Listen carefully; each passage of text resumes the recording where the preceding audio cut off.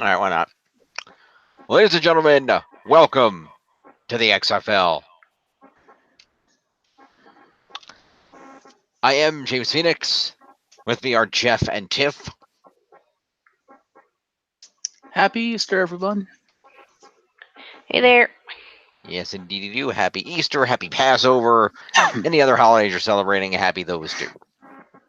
Mhm. So, this is our usual XFL scoring weekly video for this past week, the week of April 15th, as I'm calling it the Montreal Shake job. Or Shake Up job, depending on how you look at that. So we're going to go back and take a look at this past week, do the usuals. Risa may or may not pop in at some point here. I'm not sure. We will see. But otherwise, we'll go through this. A little bit of housekeeping before we started. We dealt with this already. There were some debuts this week, and so they have been preemptively added to the roster. We will. I'm not going to announce them right now. I will address them as they debut in the recap. But we have already assigned them to the appropriate rosters and made adjustments as needed to compensate for that. What I will mention preemptively is that it was announced that both Luke Harper and Alexander Wolf are no longer in the WWE, at least not the primary WWE. Luke Harper asked for a full release, and Alexander Wolf has debuted in the new NXT UK promotion, so he's hanging out over there. Yep. It should also be mentioned that Luke Harper's contract doesn't expire. It's not up until like November. So people are wondering, is he going to be granted the full release, or is Vince going to be an ass and lock his contract down through November, force him to wait it out? He could do that. And then a 90-day no-compete after that. Yep. So we will see what happens here. Either way, he will not be around. So as of right now, that's where we're at. More adjustments will be made if needed as we go on. So let's go ahead and take a look at the scores and see where we're starting the week off.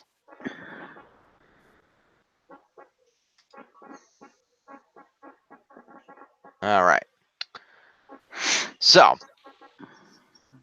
as of right now, because we made some minor adjustments, the scores are just slightly off for a couple of us, but not by a whole lot. Okay. But that's all right. We won't worry about that. We'll just adjust it when we do the next week's. But as of right now, as it stands post adjustments, Jeff stands at 514. I'm at 356. Tiff is at 266, and Risa at 146. So we will see if how that continues. Something's wrong already. What's that? Something's wrong already, and we haven't even started because the only thing I got right here is that Reese's score. And Jim, you're not presenting. Well, yours and Reese's score. Yeah, I'm wondering why my scores are high. I mean, I know what I got preemptive promo points from Paige, probably. We haven't even started that yet. Yeah, I did. Well, Paige had a promo from last week that would have been commentated, but we didn't know she was sticking around that hadn't added her to the roster, so I did give her those 5. Yeah, okay. But I think I have more than 5 extra. Oh no, I have more You got than the 5. 7 points from Bobby Roode. Oh, Rude. Oh, you gave. That's right, because we traded Bobby Roode over, so you gained those 7. Fair. So okay. yeah, that's what's going to be fixed right now. As of right now, the Page thing. So that should fix. Right, that's just why I dropped from 363 down to 356 because I lost those 7 points. And then 266 and 146 is still correct as far as I can tell. Nope, I'm still wrong. Okay, well, what do you? There's only so many people that have scores. What do you have wrong? Ali should have 29. No, she said your score is the one that's wrong. Her score and Reese's score is correct. No, she said her score is wrong. My scores over here are wrong. I don't have the right scores for Jeff. I don't have the right scores for myself either. Oh, okay, it's yours. Even when you made the page correction, my scores are still off on your document. Yes. Did you move over Bobby Roode? Yes, I did. Does he have 7 points? Yes, he does. Okay. Well, I don't Okay, know. let's go down the list. I got 51, 26, 5, 7, 8, 5, 5, 41, 15, 63, 14, 17, 55. No, hang on. 5 point. Oh, you know what? It's because Kyrie Sane has 5 points for some reason. I don't know why. Whoa. Undo that. For some reason, Kyrie Sane has 5 points, and I don't know why. That's an error on my side. Sorry about that. And then so that would fix that. Let me do a data refresh on that. So Need to refresh this one. Yeah. I know. It's all right. So should Jeff be at 509? Is that right, Tiff? Yeah, I got 509. Okay, so that's fixed. So how about yours?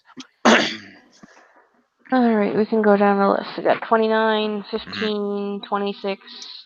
Hold on. Where are you getting 26? Billy Kay. I know Billy Kay has 41.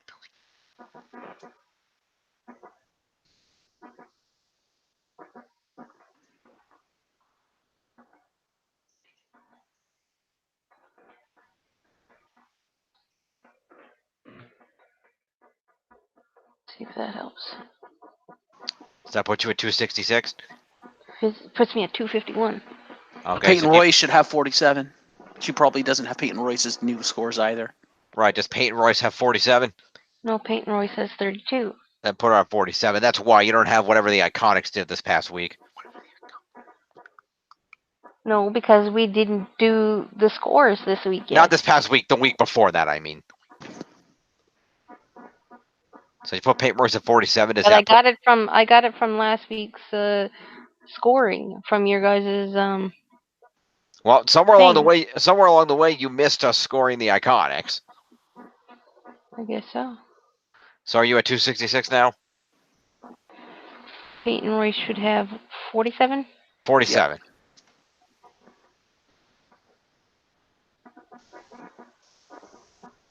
I got 266. Okay, that is correct. We're caught up. Good. That's good. Sorry about that, folks. Live. So that's where we're currently at on the scores, and we'll see how this week plays out. And if there are further trades that need to be made, then so be it. And let's go and check out the leaderboards. Top of the leaderboard is the WWE Champion Kofi Kingston at 111. Followed by Seth freaking Rollins, Universal Champion at 84. Tony Nese, the Cruiserweight Champion at 77. Jeff Hardy, one half of the SmackDown Tag Team Champions at 63. Just ahead of the one and only Ricochet at 62. Finn Balor, the Intercontinental Champion, in there at 55. Tied with the other half of the SmackDown Tag Champs, Matt Hardy, also at 55. Aleister Black at 51. Followed by one half of the Women's Tag Champs, Peyton Royce at 47. And then Big E of the New Day coming in at 42. And if you just count that tie up there, then Billy Kay, the other half of the Women's Tag Champs, at 41, as well as Kurt Hawkins, one half of the Raw Tag Champs, would make, and Zack Ryder for that matter, the other half. All three of them would make it in. And if you just count those ties, then both Sheamus and Xavier Woods would also make it. And that's the last time you'll see Big E in the top 10 this season. Probably, yeah. All right. Because he's hurt. Yep. All right. Let's see what happened in this week's programming. So, wait, hang on. That's not the right Raw recap. Whoops. Let's try that again. How about that Raw recap? There we go. Hey, Jim, question. Yep. Answer. Did we want to start with SmackDown in case Tiff needs to bail early? I don't know, Tiff, did you want to do SmackDown first? Sure. Okay. In that case, I will switch over to the SmackDown recap. Good old Mr. Canton. Let's scroll back. Let's see. Where the hell's the SmackDown one? There we go.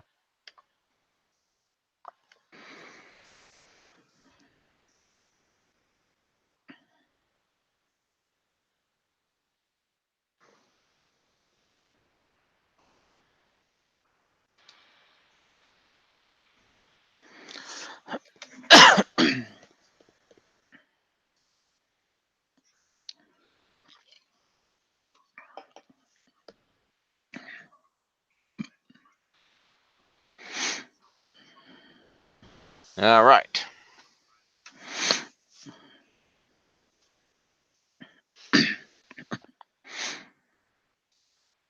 In that case, Tiff has a SmackDown result. So, all right.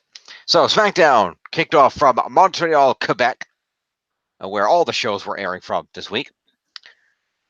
And I started with some highlights from Raw showing what happened on that program, which we will get back to later in the night. And we opened up SmackDown this evening with the Kevin Owens show.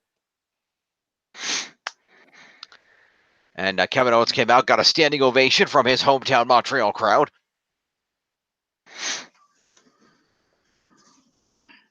And Owens waved to his family, who were sitting at ringside. Owens paused and soaked in all the cheers, got in the ring, and welcomed everybody to the show. And Kevin Owens spoke to the crowd in his native French for a few minutes. And that following this, he mentioned that later tonight, Mr. McMahon himself was going to be there to reveal the biggest acquisition in the history of SmackDown Live. And Owens claimed that the biggest superstar at SmackDown Live is already there because that's him, which led to loud Kevin Owens chants. Kevin Owens then introduced his guests, Kofi Kingston and Xavier Woods of the New Day. So Kofi came out, he had a tray of pancakes, Xavier came with him.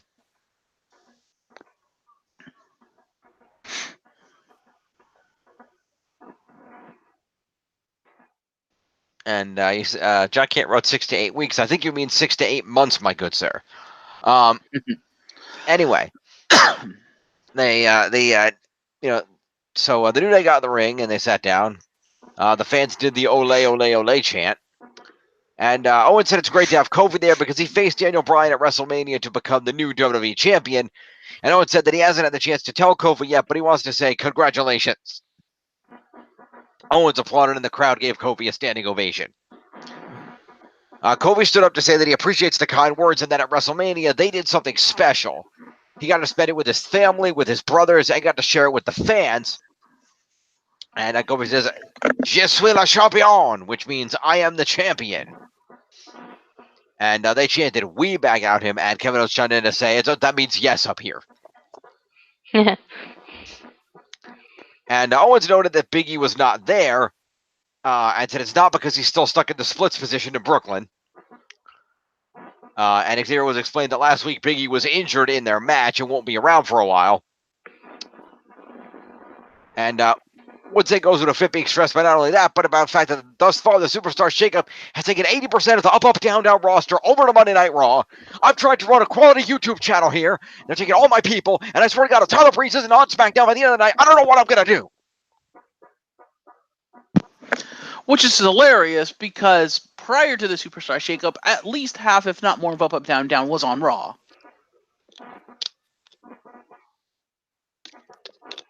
So, yeah. Your argument is invalid, Xavier. Well, I don't know. That's okay. They fix it with the Superstar Shakeup anyway. Anyway, Kofi told him it was going to be fine. And Owens said that according to his notes that he left backstage, but luckily he memorized them, so he remembers it. Kofi and Xavier have a tag team match against Rusev and Nakamura later tonight. And Owens said that he thinks the guys need backup more than ever. So he offers the aid of a new third member, Big K. No, wait, Big O, it's funnier, Big O. Let's go with that. And said that he wanted to audition to be the third member of the New Day. And Kofi asked him if he was willing to wear a crop top, and he said he would work on that. And then, Woods questioned him about things like eating a lot of pancakes, being good at playing video games, and emphasized that this position requires a lot of movement of the groinal region.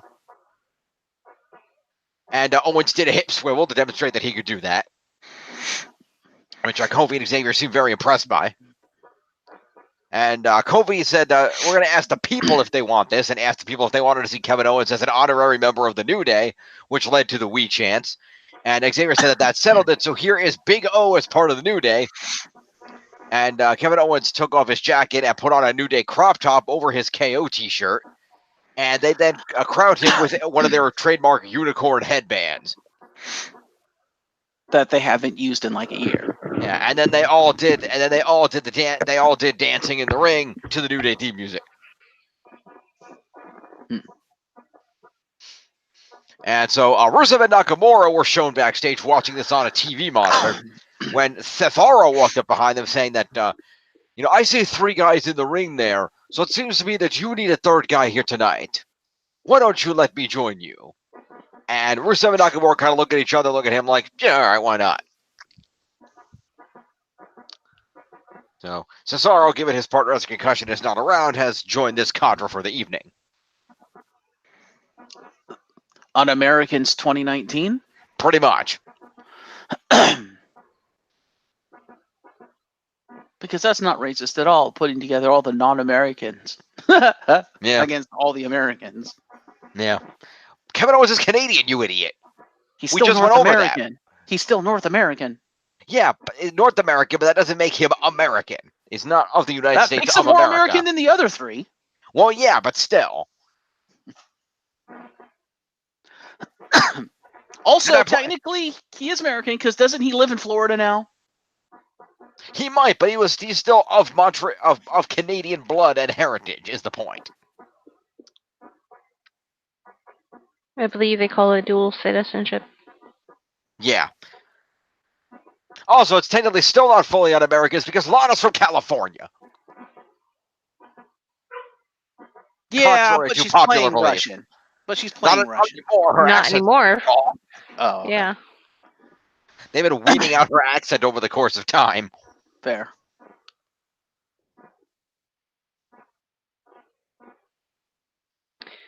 And it's not like they didn't already address that on Total Divas, where they did this whole, she's of Russian, even though she was actually born in California, she's of Russian descent. Ah. That's how they try. That's how they. Is she? Yeah. Okay. Well, that's because that's how they explained that on Up, Down, Down, and explained the whole accent dealio. But anyway, that's going to be a promo to the gentleman in the ring and the gentleman backstage. So let's see. Who are all these people? That would be Kofi. We'll do KO first. That'd be KO for the show. And Kofi gets 5. And Xavier going to get 5. And then we're going to go to, let's see, in the back we have Shinsuke and Ruru. I'm going to give him I don't know if I should give him a full for that or not. Did they say anything? Well, Cesaro does. He never really gets a full. I can't remember if the other 2 said anything or just looked at him and nodded at him. I can't remember. Do you remember, Tiff? I would say give it to him because it sets up the match. Okay. Shinsuke and 5 to Ruru. And 5 to Cesaro.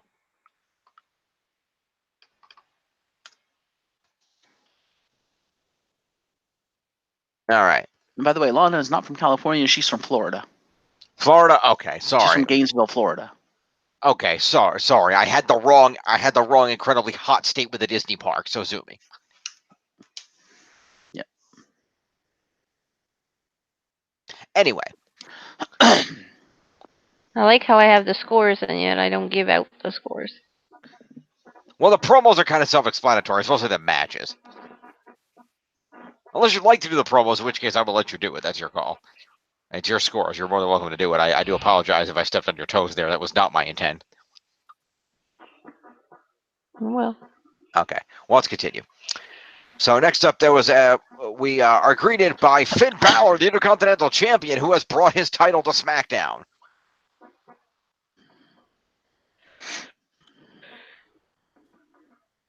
And we had a commercial break, and we came after the commercial break to Finn Balor having a matchup against the man formerly known as Mustafa Ali. Right then. Which was a non-title match. And so they had the match you would expect from these two. Lots of back and forth, lots of flippy shit. Lots of kicks. Ali hit a suicide dive to go to commercial, We came back with Balor with some chops. Ali avoided one and hit a kick to the face and that X Factor maneuver that he does. Ali with some chops. Balor came back with an elbow, sling blade. Ali with a super kick. Lots more back and forth. Balor evaded a tornado DDT, got a double foot stomp off it. Ali with a drop kick to crotch him on the top rope. Both men went up top. Ali with a hurricanrana off the top for a 2 count. Ali went up top, went for the 450, but Balor moved out of the way and hit a drop kick, hit the running drop kick. Ali hits the corner, coup de grace, Balor with a win for his debut on SmackDown.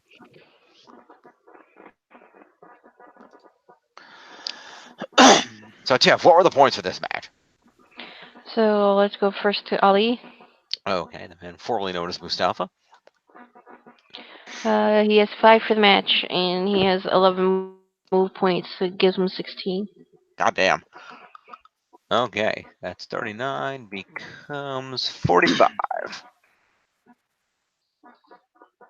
And Finn Balor. Mr. Finn Balor. He has 5 for the match, 20 for the win. He has 3 points for an evasion, and 11 moves gives him 39 points. All right. So 30, yeah, it's going to be 89, and 5 is 94. Okay.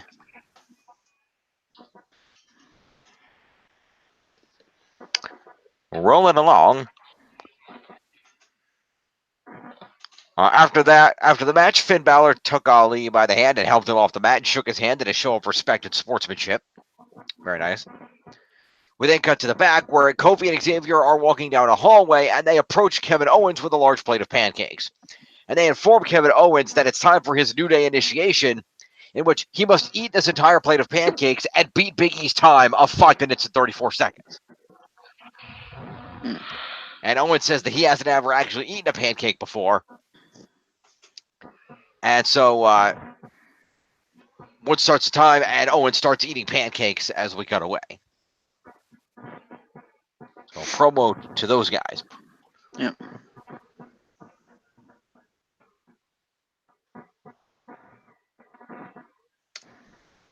While you do that, I'd also like to correct myself from something I said earlier before any of our 3 viewers jumped down my throat. I was semi-incorrect about Lana. She is Portuguese and Venezuelan, but she lived in Latvia, which is probably where she picked up the Russian stuff, because she lived there for 17 years, the first 17 years of her life. Well, there you go. So she's not Russian, but she lived there and was one of the people, hence why it's easy for her to do the accent, because, well, she probably had to use it for 17 years of her life, because she probably had to speak Russian growing up. Most likely.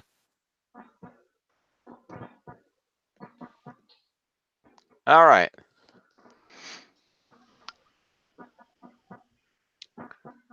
So, following that segment, RTruth and Carmella came out, did their What's Up ring entrance.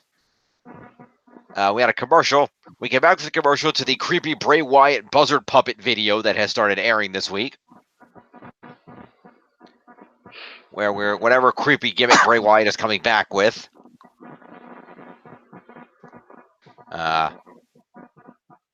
So as established last week, because they've been showing the same thing on both shows, Bray Wyatt will get 1 set of promo points for the week for that promo. I will award that to him now. All right. So we cut back to the pancake eating, and with Owens apparently finishing up the whole plate, and with Kofi and Xavier saying that Kevin Owens is one of them now. One of us. One of us. And is that full promo, Tiff? I don't believe I. Don't have it?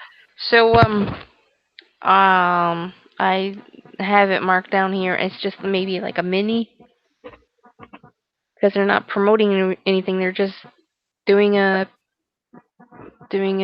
a thing with pancakes. Yeah, that's fair. We'll count that as a mini.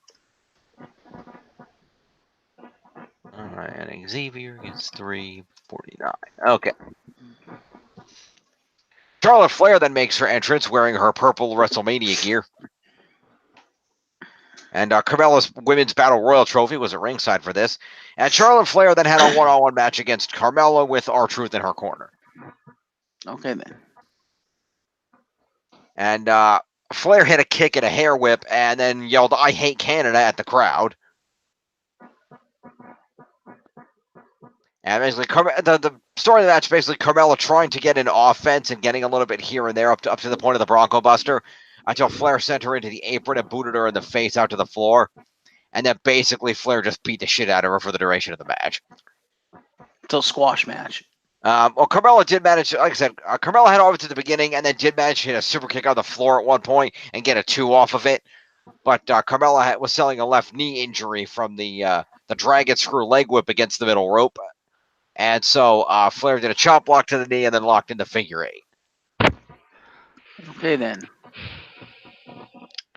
But yeah, Carmella didn't put up a whole heck of a lot of offense, but she did put up some offense. Tiff, what do we got? We have R-Truth with an accompaniment.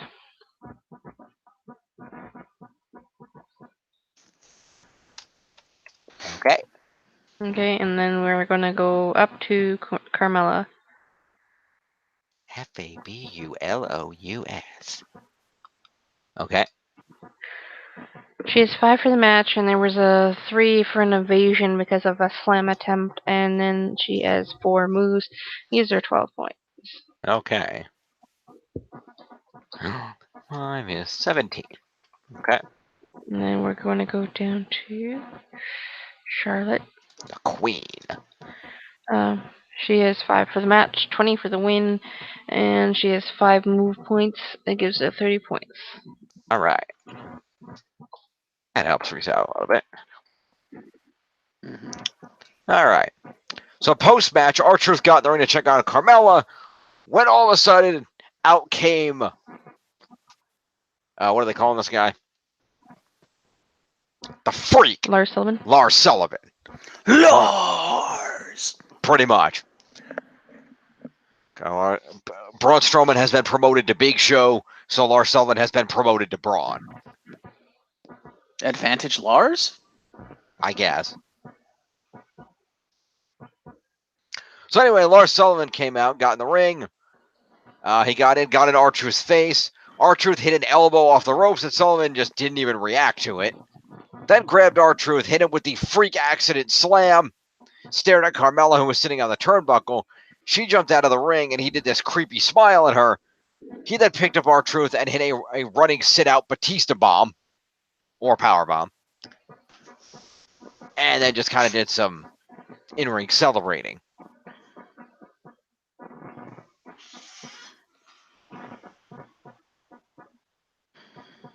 So Yeah, that and is... it's someone on the internet pointed out, and I hadn't really thought about this, that apparently Lars Sullivan's gimmick right now is anti-Attitude Era.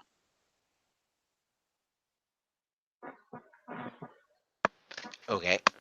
Well, think about it. He's attacked Kurt Angle, he's attacked Rey Mysterio, and he's attacked the former partner of one Road Dogg Jesse James, K-Quick. Oh, yeah. Forgot about that. So he's literally been targeting, like, Attitude Era legends, basically. So he attacks R-Truth and not the Hardy Boys?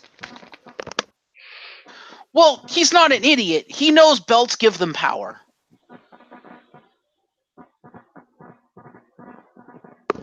Also, sorry. do you want to mess with Broken Matt Hardy? And Brother Nero? I wouldn't want to do that. That's suicide. Yeah. Anyway. R-Truth with 1 move, and then Lars Sullivan with 2 moves. R-Truth, where is it? R-Truth with a move. What's it at 12? And Lars Sullivan with 2 moves and 4 for an assault. Because he did more than 1 move. Yes, right. So, 6 points to Lars. Was Lars at 20 points. All right.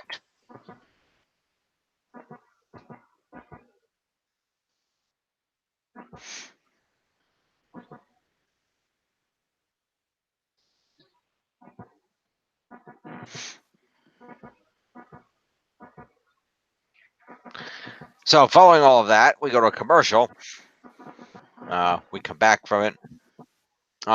There is a reminder that this, in fact, earlier this very evening, about an hour ago, was the Shield's final chapter on the WWE Network. We will not be scoring that, just for the record. Wasn't that just a documentary? No, there was actually some live shit going on purportedly. There was a possibility that the Shield's six-man tag match against McIntyre, Lashley, and Corbin that was scheduled to happen at a live event might be televised as part of it. So, we'll see. In the meantime, Becky Two Belts. Yes. Who came out with her titles, got a big pop from the crowd. We saw WrestleMania highlights, and Becky says that she did what she said she would do when she beat Ronda Rousey to become the Raw and SmackDown Women's Champion. And spoke about how she was watching Raw and tonight on SmackDown Live, and it reminded her of what her job was. And job number one is to run right through Lacey Evans. Then she'll win new battles and slap new heads. And talked about how she would batter every single one of them dopes because those titles are passports that let her pick fights with anyone on either brand. This led to the debut of Ember Moon here on SmackDown, who told Becky Lynch that she better get used to seeing her because the She-Nom is on SmackDown Live. Lynch said, "Oh, Ember Moon, what a talent," and then advised her not to interrupt the man, legitimately complimenting her, but then advised her not to interrupt the man again. And Ember Moon said she's not there for advice, she's there to make her name for herself, and what better way to do it than to step up to the woman that beat Ronda Rousey in the main event of WrestleMania. This then led to Bayley, who's also now on SmackDown as a singles competitor. And Bayley said this is exciting, and this is what the Superstar Shake-Up is all about, and says that now that she has joined SmackDown Live as a singles competitor,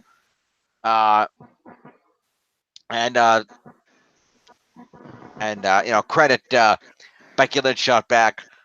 Like, oh, great, you're on SmackDown. What do you want, a hug? Huh. And Bayley said, no, I think I got all my hugs out of my system on Raw. And, Becky, it's been a while since you and I have seen each other. And in that time, me and my partner Sasha Banks became the first ever women's tag team champions. And she actually got booed when she said that. And Bayley said that as special as those titles are to her, now that she's on SmackDown as a singles competitor, she's got her eyes on two other titles. Well, you don't get them both if you beat her, do you? I don't know. I think you could challenge her for either one. I don't know. They haven't really set up rules for this. Following this, the Iconics came out with the women's tag titles around their waist, with Billie Kay saying, did someone say two belts? I could have sworn I heard someone say two belts. And Peyton Royce was on that. Somebody definitely said two belts, which certainly can't be talking about Ember Moon and Bayley because they have 0 belts. And the two got in the ring. Mocking Bayley mentioned they took her titles, and that unlike last night, Naomi isn't here to back her up. And, she said that, and Billie Kay added that their titles are so much better than Becky's because their titles are iconic. This led to Paige, who came out to the stage and said that, she's on SmackDown Live while pointing out the audience would have, pointing out to the Iconics that, the audience would probably, as much as those titles are to look at, I'm sure the audience would have more fun if you actually defended them.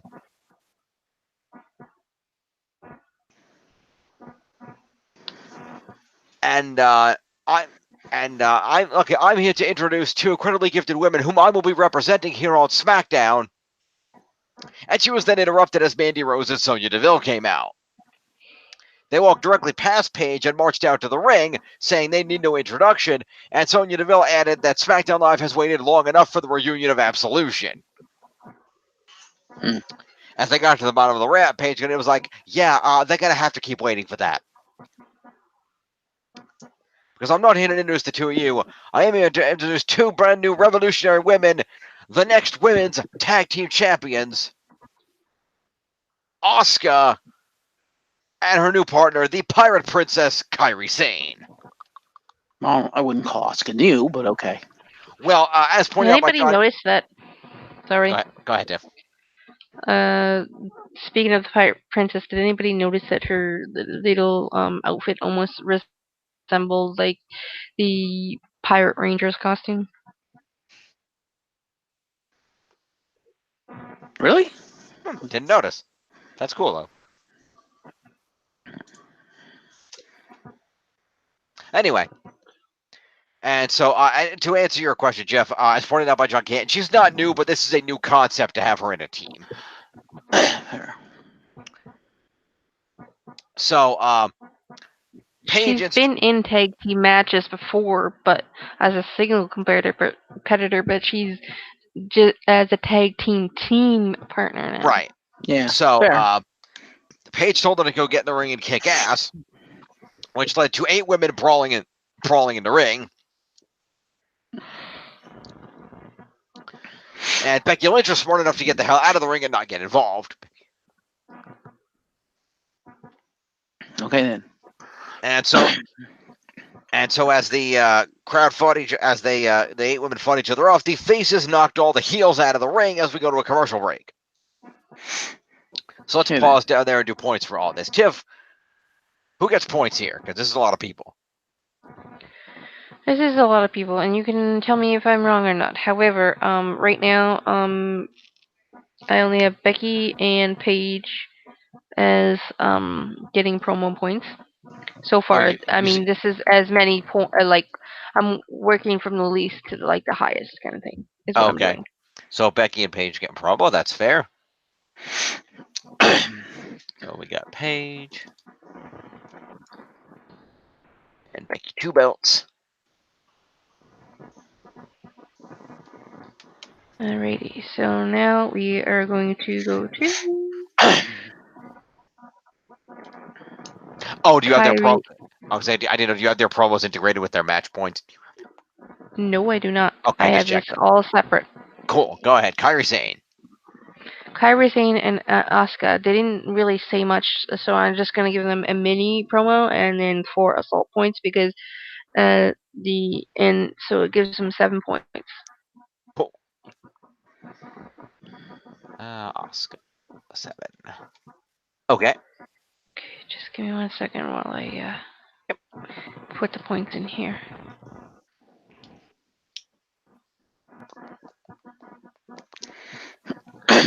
Then we are going to go to. We're gonna give Bailey, Ember, Billy, Peyton, Sonya, and Mandy Rose all the same amount of points. 5 promo points and 4 assault points, which gives them all 9 points. Okay, so I'm gonna do 9. So read through that list of names again. Ember, Moon. I'll do Bailey first, and then I'll do Ember. So let's see. That's okay. So yeah, Bailey, Ember, Moon. He's gonna get what was it, 9? Yep. Okay. Yep, 9. And then we're gonna go back up and do Billy Kay. Right. Okay. She gets 9 points. Yep. Okay. And then we're gonna go down. Yeah, Peyton Royce, and she gets 9 points. 3, which puts her at 56. Okay. And then we go down to Sonya Deville and Mandy Rose, and they both get 9 points. Okay, 9 points to Sonya, and 9 points to Mandy. And I would like to take a quick moment to thank Mandy Rose and Sonya Deville for coming out, so I didn't get completely fucking hosed on this entire segment. All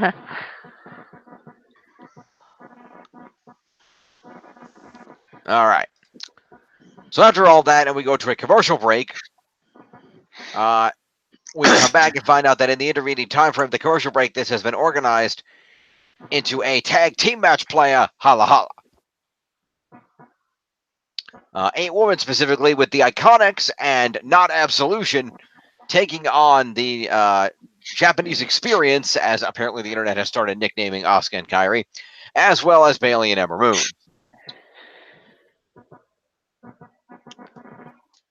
So Ember Moon started off with a head scissors on Billy Kay. Peyton tagged in and Ember kicked her in the head.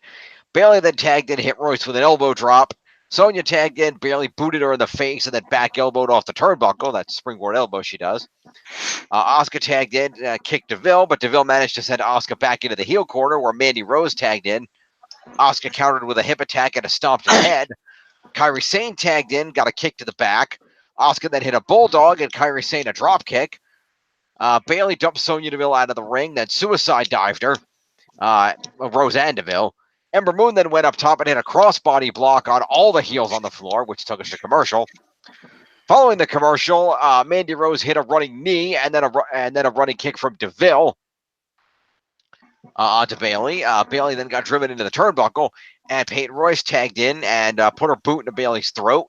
Bayley dumped Peyton out to the apron. Asuka got a hot tag and hit a hip attack on Billie Kay and Sonya Deville. Then a kick to the head and a released German and another kick to the face.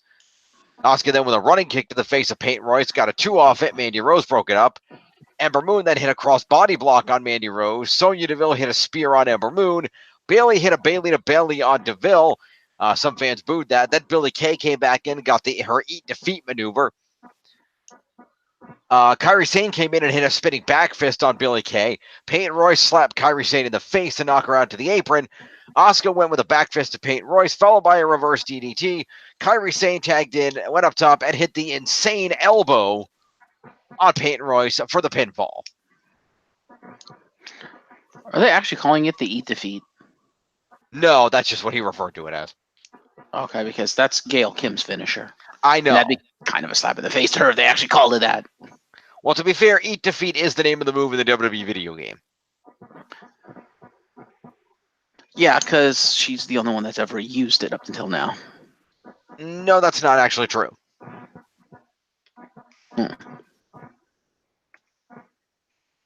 Well, they probably needed a snazzy name for it, but that's fair. And they're like, well, we'll just use this because we own it. I'm sure there probably is a snazzy name, but... No, what I'm saying is that's probably why they called it Eat Defeat in the game, because they're like, well, it's a cool name and we own it. Fuck it, we'll use that. Okay. That's what the move's actually called. Fair enough. Anyway, scoring. Yes. What do we got, Tiff? Paige gets 5 for an accompaniment. That is fair. Where the hell is she? There she go. Okay. Okay, let's go to Peyton Royce, and we'll do 5 for the match, and 1 move point gives her 6 points. Okay. Puts her at 62. And then we're gonna go up to Billie Kay, Okay. and she also gets 6 points. Okay, puts her at 56. And we're gonna go to Mandy Rose, Okay. and she gets 6 points as well. That's 15.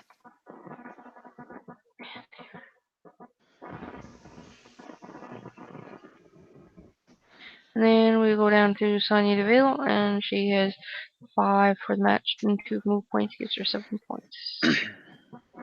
Gives her 7? Yeah, 7. Okay, that's 16. Cool. And the faces. And faces. We have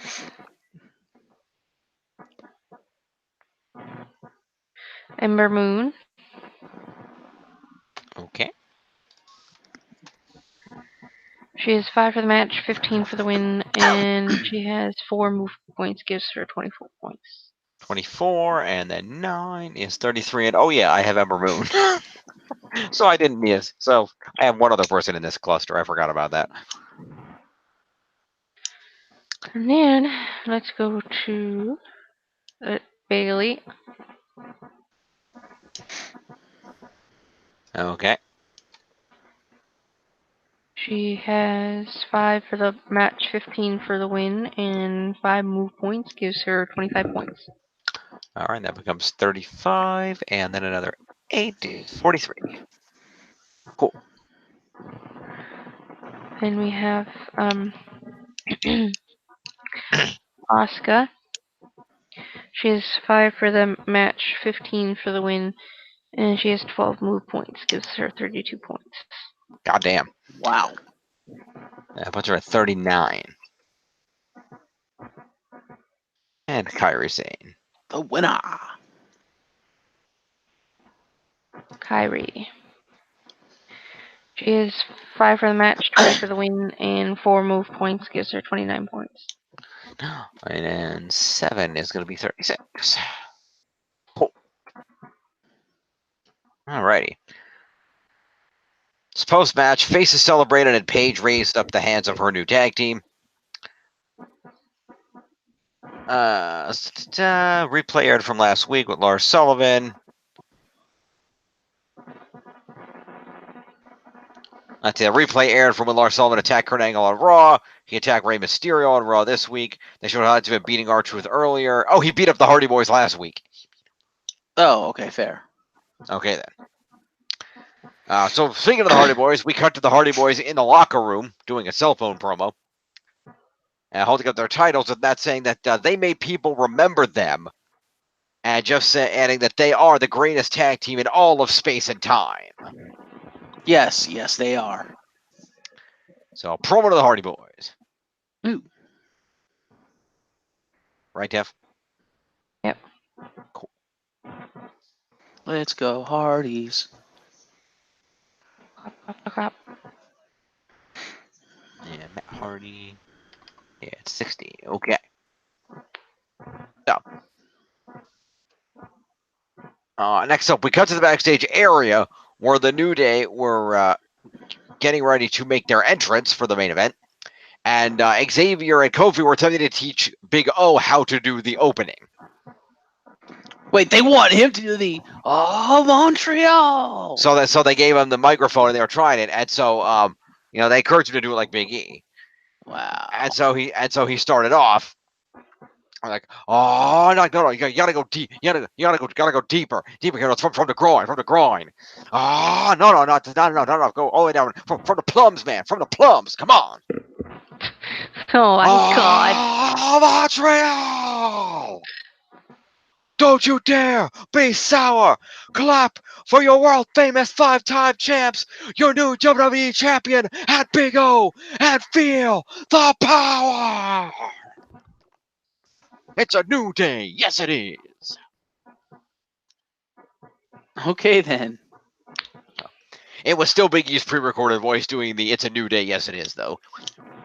Well, that's probably because that's part of their theme song. Yeah, but he did the opening. So, and after doing this, Corey Graves commented that he missed Big E already While laughing. while laughing.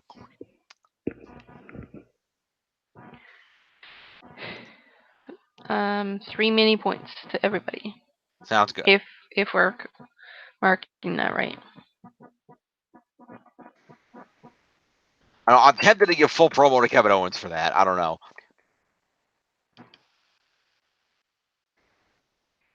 I'd be tempted to give full promo points for all of them just because they actually said stuff. They were just like, no, you gotta go deeper.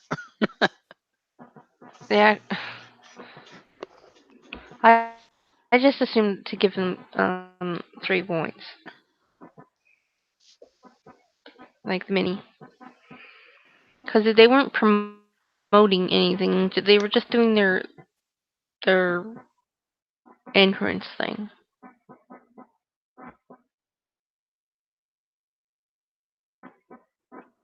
Hello? That is true. It was their entrance thing. I don't know. What do you think, Jim?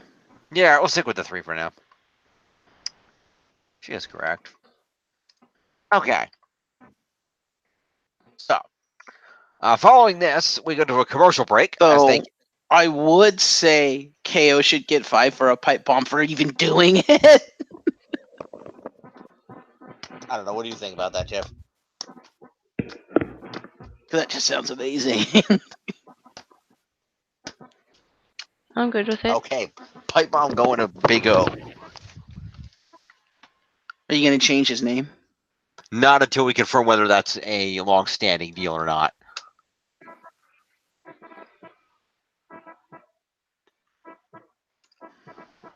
Okay.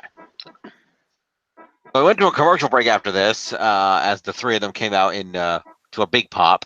Owens wearing New Day gear. We come back to the commercial. Buddy Murphy cuts a promo from some indeterminate backstage area, informing us that he dominated the 205 Live roster as a Cruiserweight champion for 6 months. And now, the best kept secret is coming to SmackDown Live.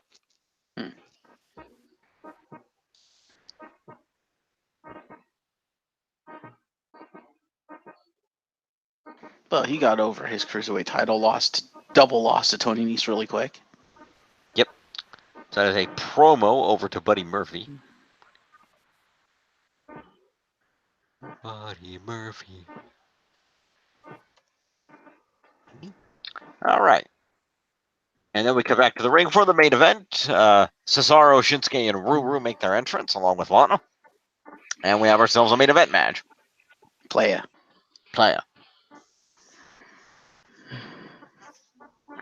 Start off with Lana with accompaniment points. Well, Yep. how about Jim recap the match first? Then we get Lana out of the way. Sorry. That's fine. Sure. I didn't know if she interfered. I just getting ahead of myself. That's okay. So Owens was wrestling in a New Day shirt instead of his KO shirt. Makes sense. And Rusev opened up with Xavier Woods, hits his shoulder blocks on the turnbuckle. Woods came back with a clothesline. Kingston tagged in for a double team takedown on Rusev. Nakamura then came in, booted Kofi in the face, but Kofi came back with a double foot stomp out of the corner, got a 2 off it. Kofi and Xavier then did their unicorn stampede. And after looking at KO for a minute, KO tagged in and also did the unicorn stampede. They then mixed up the unicorn stampede by after stamping around a bunch of times. Xavier jumped in the ring, whipped Owens away from the corner by the arm, then whipped him back, and Owens hit a cannonball. So they mixed that up a little bit, threw a cannonball in there. Can we get that version of the unicorn stampede in the game? I know, right? So Nakamura came back with a spinning kick to the head. Cesaro tagged in and dumped Woods out of the ring. And Nakamura threw him into the barricade as we go to commercial. When we came back, the heels were still in commercial, and Xavier was being beat-slotted. Rusev got a 2 count off of Nakamura working over Woods by the ropes. He then put Woods' head over by the ropes, so Lana slapped Xavier Woods in the face while the ref was not looking. He told you she'd interfere. That's fair. So we'll add an interference to her in a minute. Nakamura kicked Woods while he was sitting on the top rope as Woods evaded a knee attack and tried to go up there. Sorry, Nakamura set him up, went for a knee, and Woods avoided it.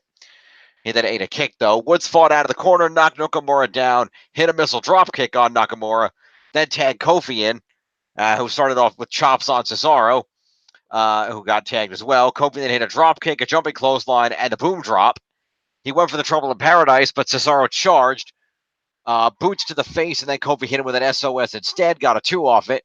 Cesaro then hit the Cesaro swing, followed by a sharpshooter. Kevin Owens then broke that up with a super kick. Nakamura kicked Owens down. Woods with a DDT on Nakamura. Rusev threw Woods out of the ring, tagged in. Kofi evaded an attack. Owens got a hot tag, threw Rusev out to the floor. Owens then launched Kofi out of the ring on top of the heels. Kofi then came back in, hit a Trouble on Paradise on Rusev, and then Owens hit a Stone Cold Stunner on Rusev for the pinfall.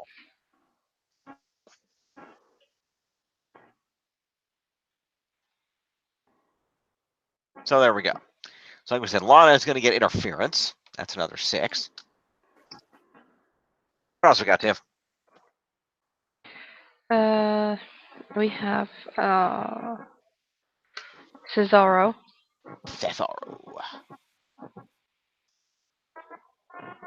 Okay. Is 5 for the match, 4 for the main event, and 3 move points gives him 12 points. All right. Yeah, it's going to become 51. Who's next? Just 1 second here.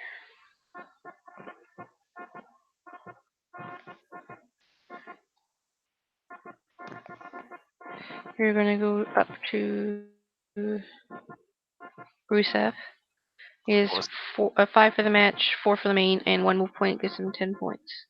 Okay, points Rusev at 22. And Shinsuke.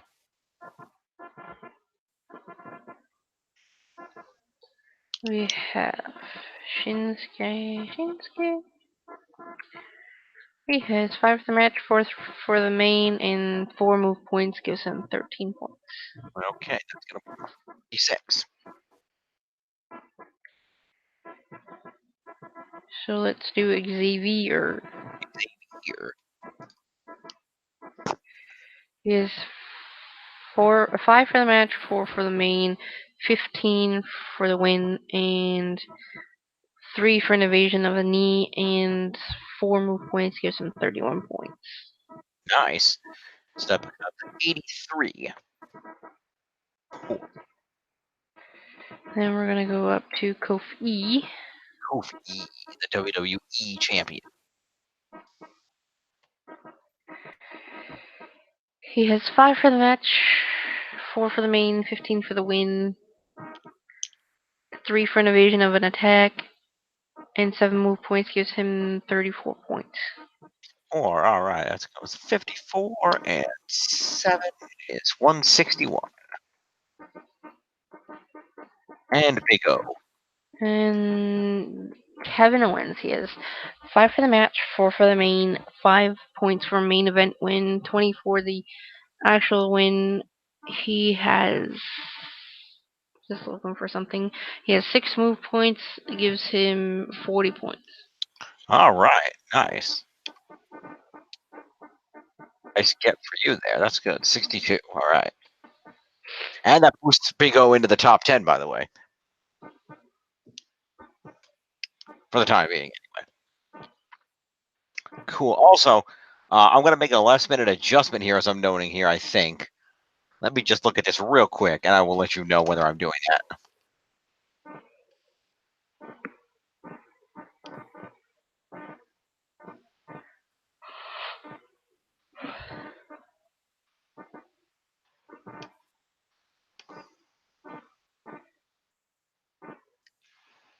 Let me see this again. Yeah, okay. Yeah, Rusev is getting a botch. Minor or major? I will leave that to your opinions. Oh, I would do. I don't know, Tiff, did you see this? And see where he made the botch, no. Okay, which recap did you use? Because it's mentioned in the John report. I must have skimmed over it. Fair enough. Anyway, so what happened is Kevin Owens won the match with a Stone Cold Stunner. Oh, yes. Now I remember. Yeah, the problem is that Rusev did not sell it as a stunner. Rusev sold it as a snapmare. So Owen stunned him and he went flipping over like a fish? Owens stunned him and he flipped forward over Owens and landed on his back. Okay, then. Which even Kevin Owens made the joke because later that night at Fight Owens Fight, I'm so good that I didn't even need a stunner to win tonight. A snapmare did the trick. Yeah, apparently he's Ronda Rousey now. Yeah. Thank you to Xavier Woods PhD and Andrew Kofi for the assist. Hashtag New Day Rocks. Fair. So, yeah, Rusev sold that move completely incorrectly. I don't know if he accidentally fell or what happened, but Rusev fucked that up. So, what are we thinking? Would that constitute a major or a minor? I would say minor, because he still got Okay. hit with the move. He didn't fuck the move up. He just fucked up the sell. That's fair. So, what are our points for a minor? I don't have the points in front of me. Well, what does Tiff think? Does she agree? Yeah, I suppose. And let me look it up because I have it here somewhere. It's 3. I did 3 hear for a right. minor. Okay, never mind then. All right, so Rusev will get a -3 for that. Put him at 19. All right. Save it a refresh. And let's see where we're at over here. Let me go over here and Smackdown up here. Now, let's see, what the heck date was Smackdown? That would be the 16th.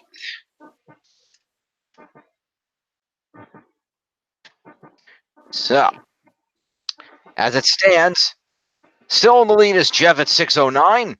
I'm in second at 534. Tim is in third at 430, and Risa in last at 267. 6.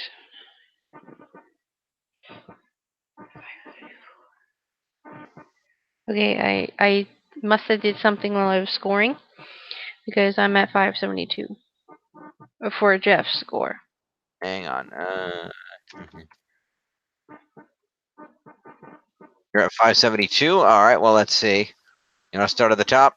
Okay, we got 51, 26, 39, 5, 7, 8, 10, 5.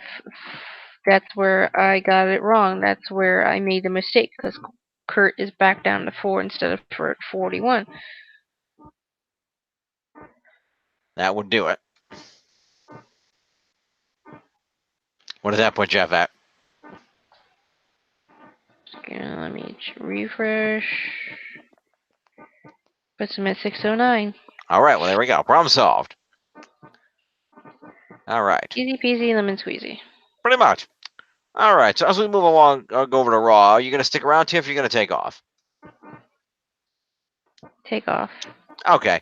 Thank you for joining us, Tiff, and having the SmackDown stuff. And we will see you next week for the usuals.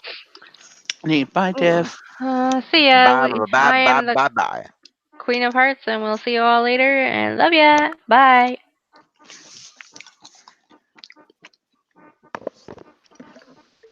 Alrighty. And then for the time being, there was 2.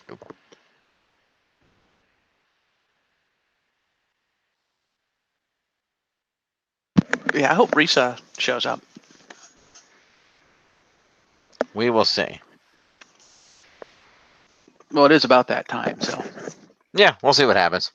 In the meantime, Anyway, let's go. all you, Jim. Take the floor. Oh, shit. What? We did the main event match. We forgot to do the promo segment that happened afterward. SmackDown wasn't over. Oh. Oops. Well, let's score it. So Vince McMahon came out Oh. Well, it's VKM. No one cares. and said it was good to be in Montreal and got booed and talked about how this man is the future of SmackDown and the future of WWE, the greatest acquisition in SmackDown history. And why wouldn't he be? Because he's tough, he's talented, he excludes charisma. Ladies and gentlemen, Elias.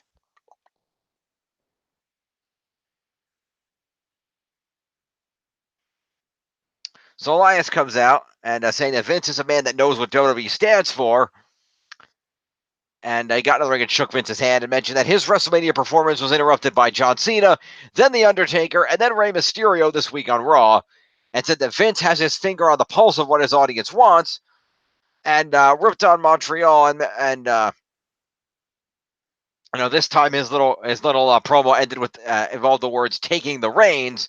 So of course Roman Reigns came out to a massive ovation. The commentators went nuts.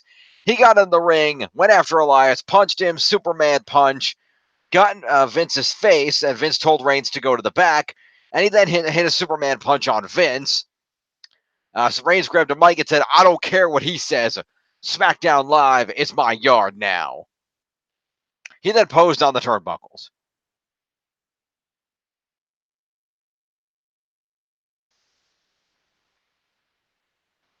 Oh, and he also hit a spear on Elias. All right, Roman. Well, if you really want to go down the path of the heel, you keep saying that. Mm-hmm. Because nothing's going to turn you heel faster than trying to take on Kofi Kingston. Yeah. Anyway, so Roman Reigns is going to get himself a promo and 2 moves. Like I said, 3. Didn't he hit a Superman punch on both Elias and Vince? So it's an assault also then. So 5 for the promo, 4 for an assault, and 3 moves. It's 11 points to Roman. And then 5 points to Elias for promo. Yep. Roman finally on the board. Yep. And then Elias, where the hell is he? It's 5 points. Okay. So now you got to go fix the totals. Yep. We will do that. Okay, so you're still at 609. I'm now at 545.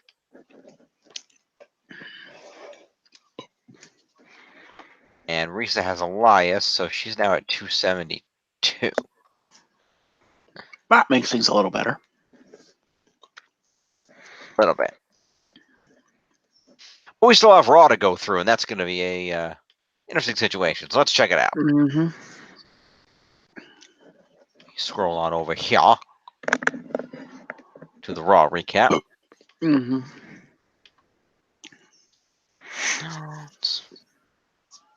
I don't need any of that. That's SmackDown. I want the Raw recap. Here we go, Raw deal. Okay. I've got the Raw matches here. And a big thank you to Risa for helping with the scoring of the Raw matches, as always. Mm-hmm.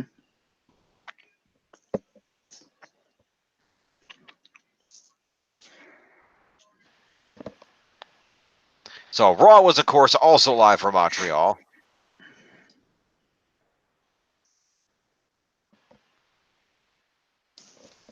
And we open up the show with Stephanie McMahon.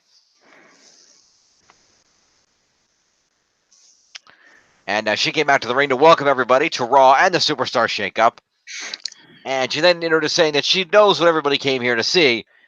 And proceeds to introduce the best in the world, my brother, Shane McMahon. Okay, then. Shane comes out and gets booed by the crowd. Got in the ring and said that he was excited to be here. And he hugged Stephanie in the ring and said he was glad to be here. But spoke to Raw ring announcer Mike Rome and said that Stephanie, while I appreciate that great introduction, Mike Rome, please introduce me correctly. Mike Rome then did the big over-the-top best in the world introduction.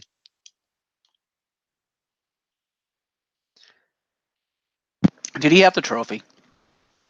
I do not believe the trophy was at ringside, but I could have been wrong. Oh. So then, after Mike Rome did the big introduction, Shane then told him to do it in French. And Mike Rome just kind of looked at it like, I don't speak French. When Best in the World went out, a CM Punk chant went up.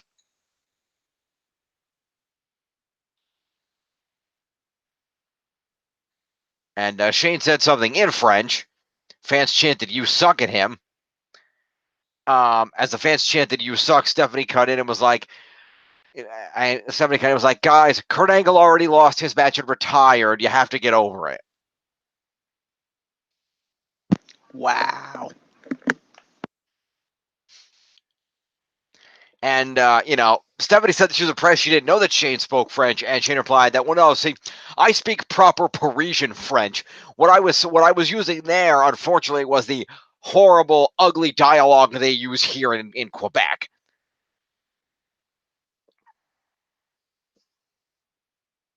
Wow, he's going full on heel. Okay, then.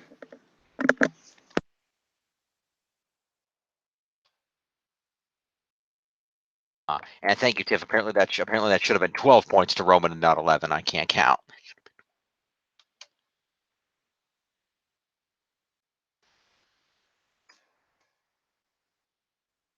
Quick refresh, and we'll just up my points by 1. 546. Okie dokie.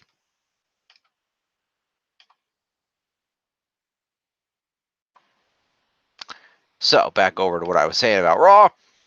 Did you change your total? I did. Oh, wow. And Stephanie and Shane talked up about how the rosters are going to be shaken up. And Stephanie said it was one of her favorite nights of the year. And Shane said that he liked to show one of his favorite nights of the year and queued up the footage of him grabbing George Rosanen by the face and putting Miz in a submission hold at Fastlane. And Stephanie then said she was going to announce the very first superstar on Monday Night Raw, only for it to in fact be The Miz, who tore down the ramp and attacked Shane McMahon. Okay, then. Shane was facing the wrong way, so he got attacked from behind. Shane came back by throwing Miz into the ring post. He clotheslined Miz over the barricade out to the floor. Miz then came back and hit Shane in the back with a chair. And Shane then headed up the ramp. And Miz was bleeding from the side of his head, apparently, as he posed in the ring. So the feud continues on Raw? Looks like it. Yeah, boy. Some matter or another. So that's going to be a promo to Shane.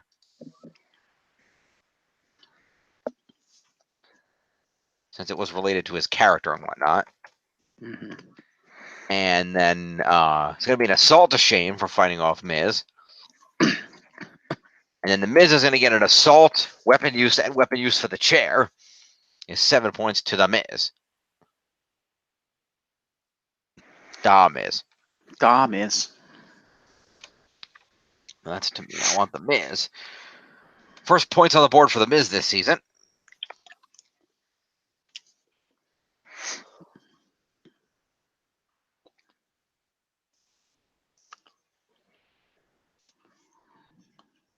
So we see a video package of Rollins winning the title at WrestleMania. We're then joined by the one and only Ricochet. Without his partner? Aleister Black came out shortly thereafter. Oh. And the commentators wondered if that meant that they were officially a part of the Raw roster, and Corey Graves added that he thinks that that's what it means. Okay. So they're on Raw. We enter a commercial break, and we come back for the commercial break to find that 2 more tag teams have made their way out in the form of the champions, Ryder and Hawkins, as well as the Revival. And they were then joined in the ring by the new Raw tag team, directly from NXT, the Viking Experience.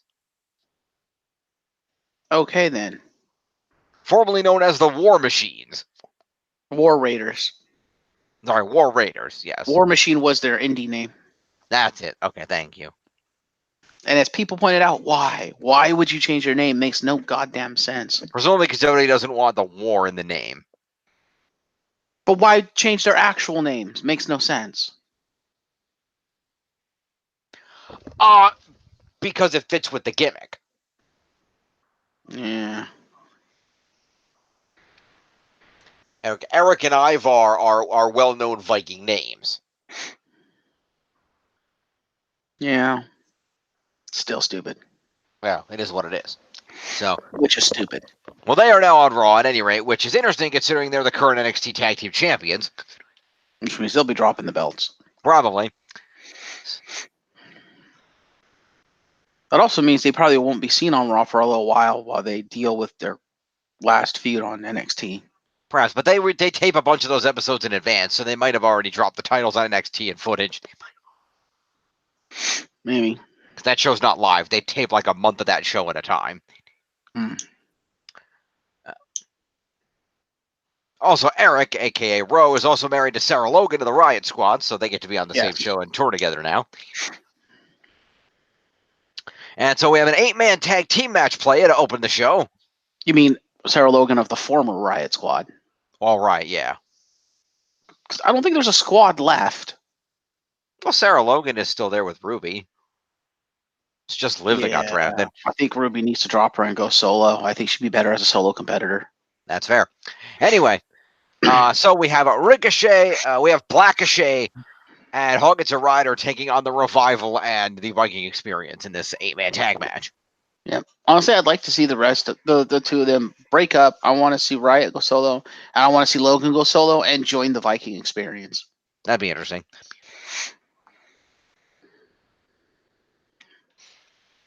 Anyway, so quick tags for both sides. Aleister Black went for a moonsault in the Viking Experience. And apparently this did not work. He got caught, but Ricochet saved him with a drop kick. The 4 faces then hit back body drops to the Viking Experience, and then stood in the ring as we went to a commercial break.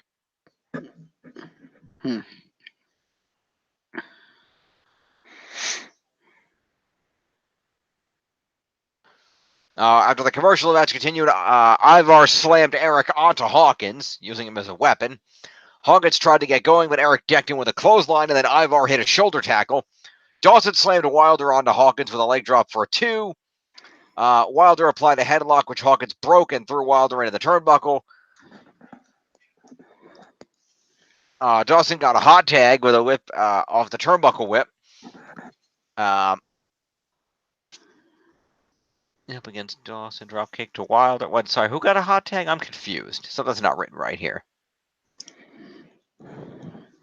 Somebody got a hot tag on Dawson, whip into the turnbuckle, knees up against Dawson, drop kick to Wilder on the apron, and Wilder pulled Dawson out of the corner. All the 8 guys were in the ring, so the faces threw the heels out of the ring. Ryder hit a Rough Rider on Eric and got a 2. Dash Wilder made the save. Aleister Black hit a knee to the face of Wilder. Dawson sent Aleister Black out of the ring. Ricochet sent Dawson to the floor with a head scissors. Aleister Black kneed Wilder on Ricochet, hit Dawson with a moonsault. The Viking Experience then tossed Hawkins onto the top of everybody out on the floor. Eric hit Ryder in the face with a knee, and then they hit him with a double team. Eric held him while Ivar hit a leg drop off the top for the fallout double team finishing maneuver and a victory after 13 minutes. Damn it. You failed me, Blackochet. They did, but at least they didn't get pinned. It was Ryder that got pinned.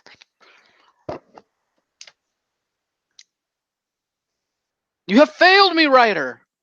Yep. Anyway, let us go ahead Edge to the is points. not pleased. Probably not. So, we will start off with the losers. We will start off with Ricochet, who has 5 ring in the match and a total of 7 move points, which include a back body drop, a moonsault,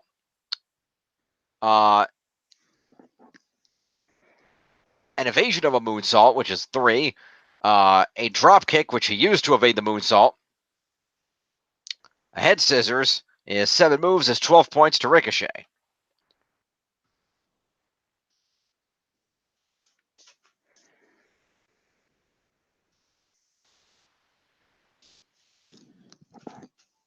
Hang on a minute. Hmm? Well, I'm just checking to see. Okay, that doesn't work that way. Hang on, I got to make an adjustment. Okay. 4, actually, and that's actually going to be 9 points to Ricochet. If Ricochet didn't evade the moonsault, he saved Black from it, which doesn't count as an evasion. Mm-hmm. He just gets the dropkick point.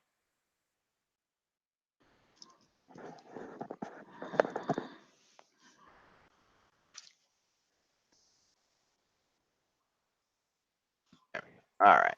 So, 9 points to Ricochet.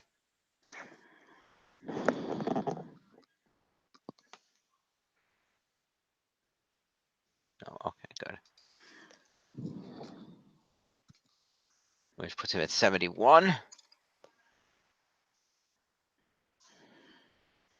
And then Aleister Black just gets 5 points for being in the match because he really didn't do anything. Mm.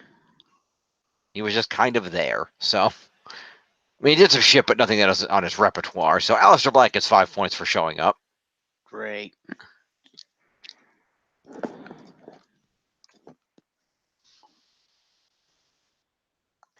And then Kurt Hawkins gets 5 points for showing up.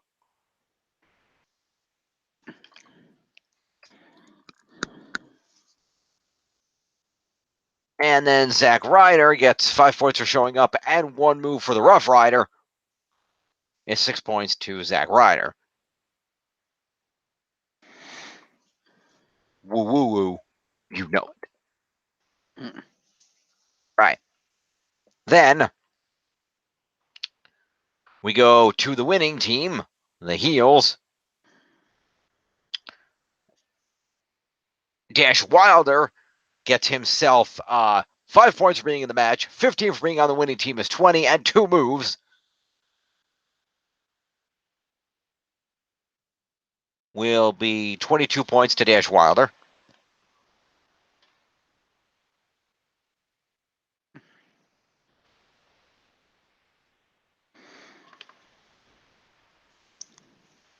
So I'm at 29. And Scott Dawson is going to get 5 points for being in the match, 15 for being on the winning team, and 3 moves. It's 23 points to Scott Dawson.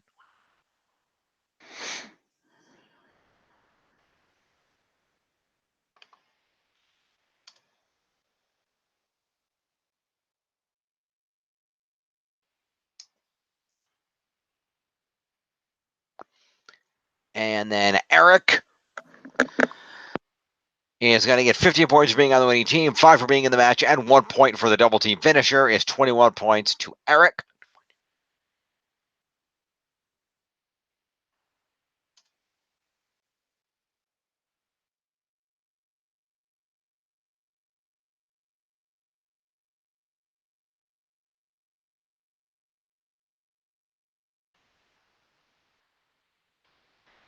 And then Ivar gets 20 for winning the match, 5 for being in its 25, and 1 for the double team finisher is 26 points to Ivar.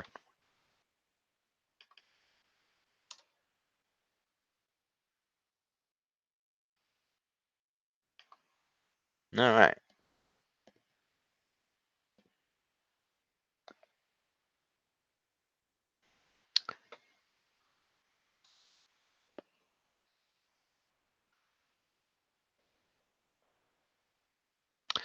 So following this, we had a video package that let us know that Cedric Alexander is coming to Raw from 205 Live.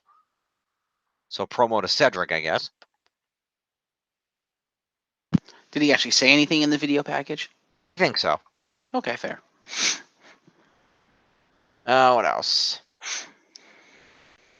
Finn Balor then made his entrance for what we found out. Obviously, we did SmackDown first. Would be his last match on Raw for the time being. Intercontinental title around his waist. And then his opponent, new member of the Raw roster, Andrade, accompanied as always by Zelina Vega, who can now be with her husband, Aleister Black, now that they're on the same show. Yeah, but poor Andrade doesn't get to be with his woman anymore. No, but they're less official. Hmm.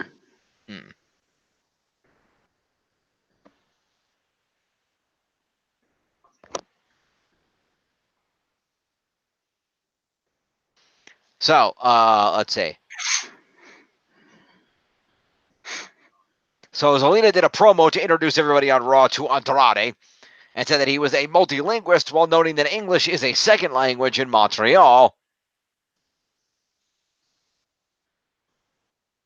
And she then said that Andrade was going to speak to the people in Montreal in their native tongue.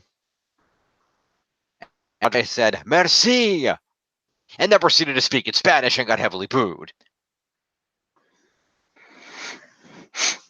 And then He then yelled at Finn Balor in Spanish as well. And continuing his Spanish promo, the fans chanted, "What?" at him. Okay, then. This then led to a non-title match between Andrade and Finn Balor.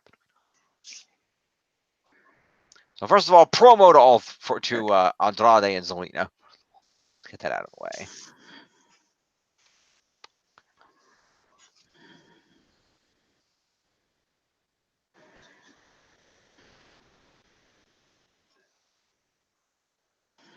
Okay.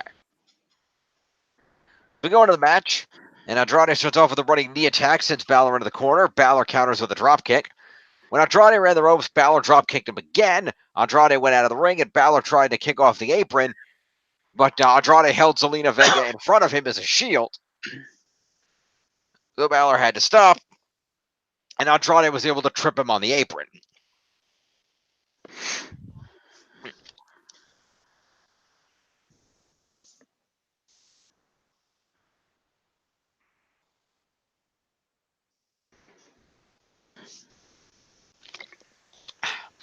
That led to a commercial break.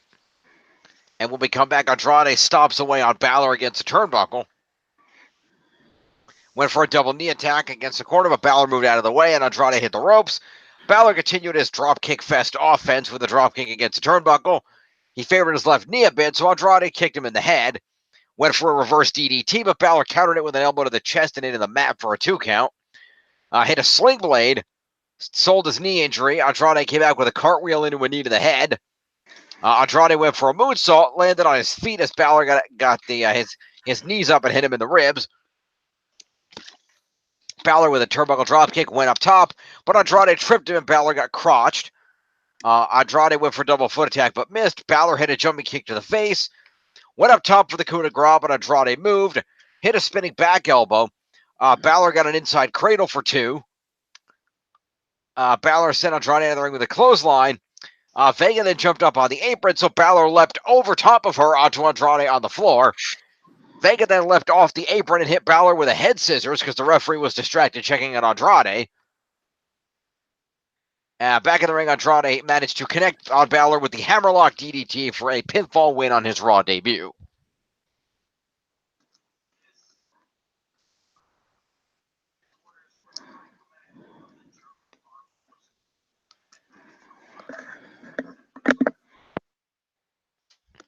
So there Fair you go. enough. So, first of all, Zelina Vega is going to get interference points.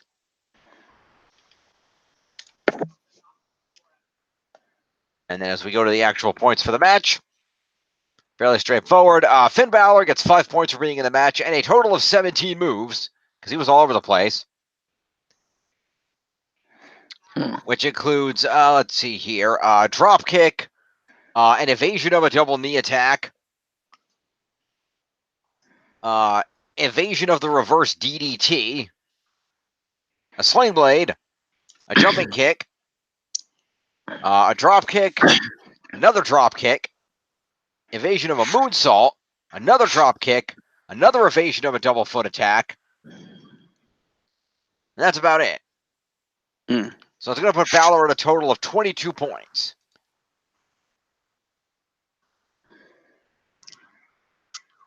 Where the hell is he? There we go.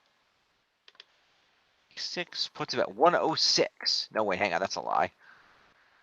Undo that. Hang on. What do we got? 94, 22, which is 96, puts him at 106, 116. All right. Andrade. Oh, and Zelina Vega should also get 1 point for the actual head scissor maneuver. Don't forget that. She's at 17. And then Andrade, your winner this evening for this match. He's going to get himself 20 points for winning a match, 5 for being in it, and 8 moves, which includes a running knee, a cartwheel into a knee to the head, another kick to the head, an evasion of the coup de grace, a spinning back elbow, and the hammerlock DDT for a total of 33 points to Andrade for his Raw debut. 45. I was with Ali, actually. All right. So following that match, there's some WrestleMania recapping, a commercial break, and then we come back to, ladies and gentlemen, Elias. Elias tried to do a concert and complained about people interrupting him. For the final time on Raw. Yep, fans chanted Undertaker at him. And Elias said that it could be jealousy, but it is a truth that WWE stands for a walk with Elias. He said that the Bell Center is packed tonight. The energy is off the charts. And you can feel this energy regularly if the Canadians were good enough to make the playoffs. I got very loud, sustained booing for several minutes.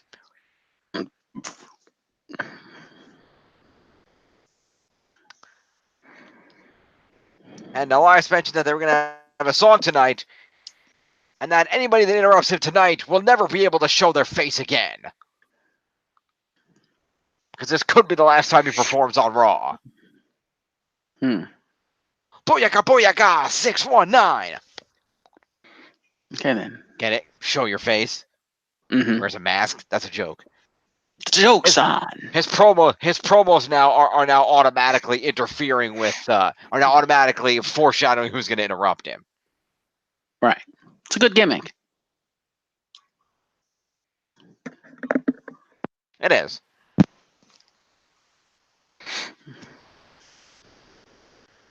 And it sounds like Risa will not be joining us. Fair. Oh, have a good night, Risa.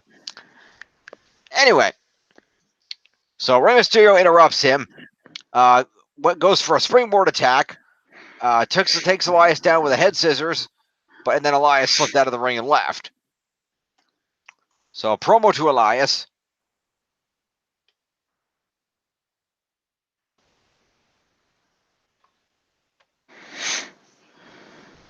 And then Rey Mysterio gets one move point.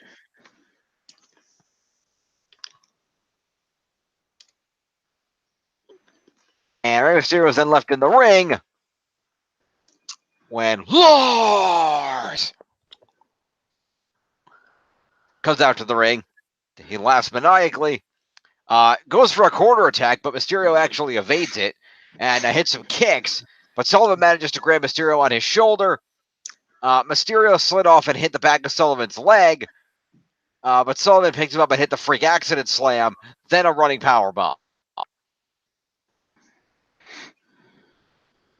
So I guess they decided he's not doing that diving headbutt anymore. Okay, then. So Mysterio with an assault because he did try to fight back.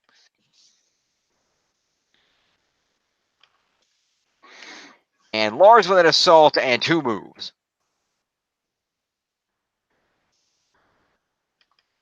Six points to Lars.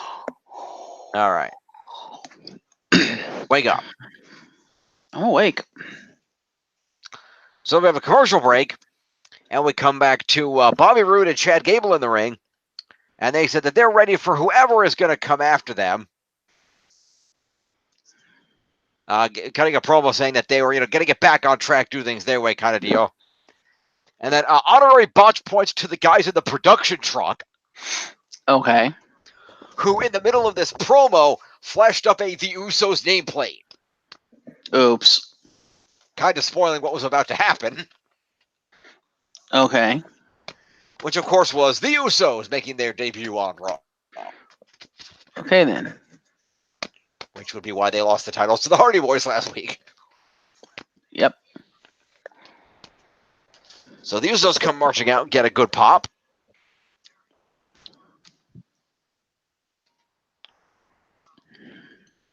And they get in the ring for a match against Roode and Gable. So, promo to Roode and Gable to start off.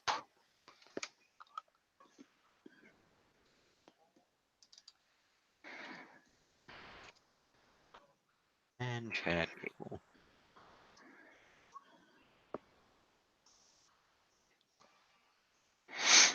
Okay. And then we have the match.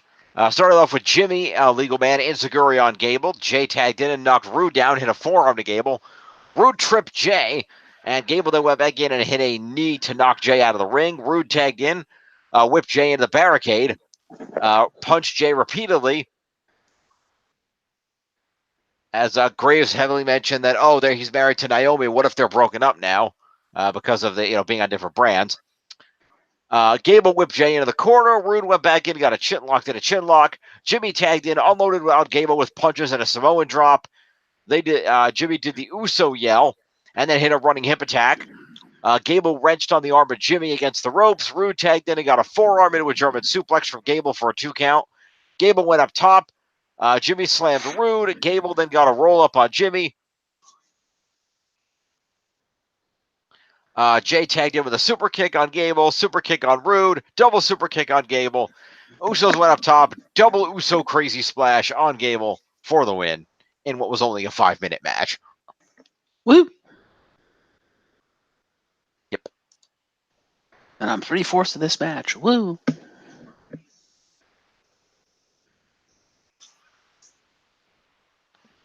All right. Give me the points. Yes, we're getting them. Let me scroll down here. Okay.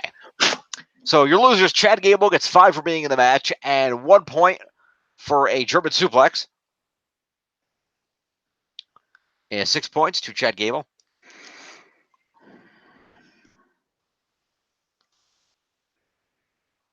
$18. Bobby Roode gets 5 for being in the match, and that's about it. And that's about it. And that's about it. All right. On your winning team, Jey Uso gets 5 points for being in the match, 15 for being on the winning team, and 3 move points.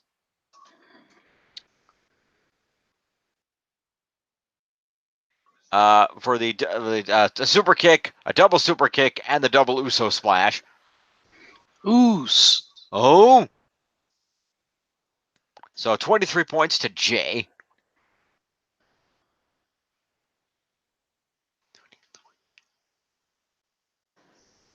All right.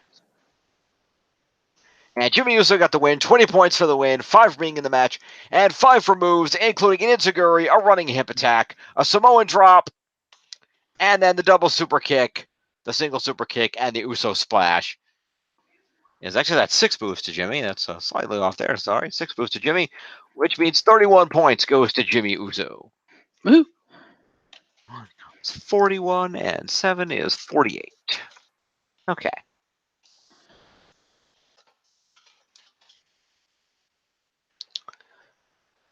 We then cut to Alexa Bliss, who comes out for the moment of bliss. And she introduced, we went to a commercial, and then after the commercial, Alexa introduced her guest for the moment of bliss, Sami Zayn. Okay, then. Sami Zayn got a huge pop from the crowd and did his little dancing routine. Because, hometown hero and all. And the crowd hummed along with the theme song, and when Zayn's dancing stopped along with the song, they played the song again for more dancing, and the crowd did it more. Then Zayn finally sat down. His theme song played again, and he got back up and danced again. Okay, then. Zayn then sat down with a microphone and said that the fans are fish in a barrel. And said, Bienvenue, Montreal, which led to more cheering. Zayn then popped up and said, "I'll kick it up a notch. Ole, ole, ole, ole." And the crowd started chanting ole. And Zayn then said, "I'll stop because I could do this all night." And Bliss mentioned that Zayn was out was finally back after 10 months, and it's fantastic to have him back, which led to a "we" chant, because Canada. And Zayn talked about being in the city all week, saying, "I saw my friends, my family, went down to my own neighborhood." I mentioned going to a specific cafe and a certain bagel shop that I guess are popular and known in Montreal. And Zayn said, "That's the thing. It's a juxtaposition because I absolutely love this city, but I can't stand the people." Which, of course, led to boos. Montreal is world-class art, cuisine, and architecture. But the people here just ruin it all. There's something in the air that's just so Quebec. More booing. And Zayn said that, I was debating whether to even show up for this show tonight. I wasn't even going to come. 9 months ago, I would have looked forward to getting the kind of reaction I just got. But now it just makes me sick. The fans project their unaddressed issues onto someone like me, and I'm not going to accept it. It's disgusting, and you should all be ashamed of yourselves. You cannot even call these fans people because all they're doing is playing critic. Alexa, in a move surprisingly establishing that she is supposed to be a face right now, Okay. counter to Sami and said, "Sami, the people are not the people are not the problem with WWE. The problem is you." The fans cheered at this, and Sami said that no, he was born here, but these are not my people. In fact, in case you haven't heard, I don't live here anymore. I moved to Orlando. I chose to leave Montreal before, and I'm choosing to leave Montreal right now.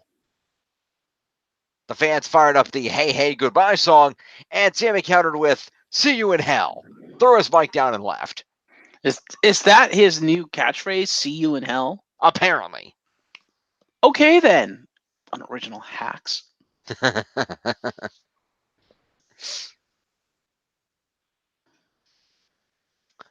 So that is a promo to Sami Zayn. And Alexa Bliss.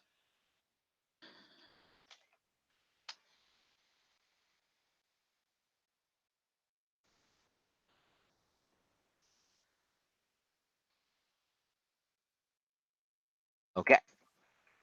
Okay.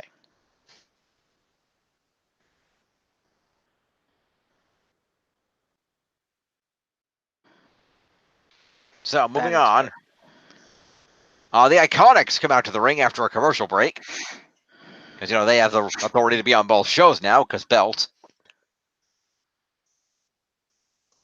And we see an earlier today supposed to be Bayley talking to Sasha on the phone. And the Iconics then talk trash to Bayley about the call.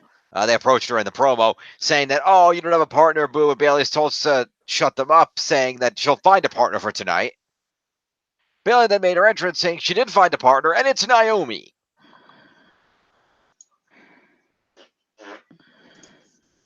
Okay, then. So we have a tag team match play of the Iconics, non-title, Iconics versus Naomi and Bayley. Or as I'm calling them, Balomi. Okay, then.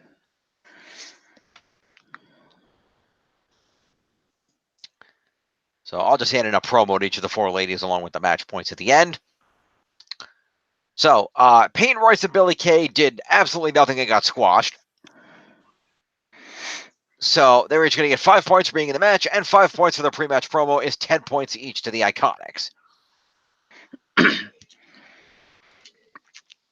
Who, I'm sorry, you can say to me all they want how impressive they've been together for so long. They fucking suck, and they should not be here.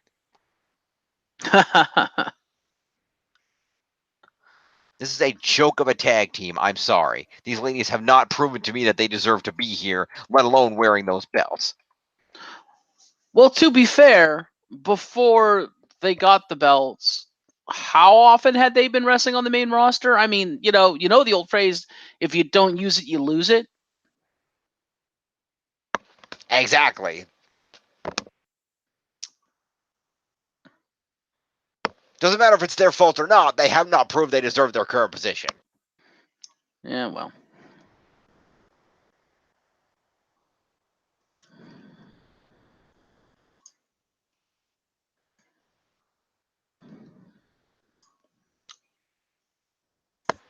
Anyway, Bayley gets 20 points for being on the winning team here. The match was very short, by the way. Royce worked over Naomi with a headlock and a knee to the ribs, knocked Bayley off the apron. Naomi countered with a sit-out jawbreaker, kicked Kay down, threw Royce into Bayley, who hit her with a Bayley to belly, and Naomi then ended Kay with a split-legged moonsault. That was a squash match. So Bayley gets 15 points for being on the winning team, 5 for being in the match, and 1 for the Bayley to belly is 21 points to Bayley.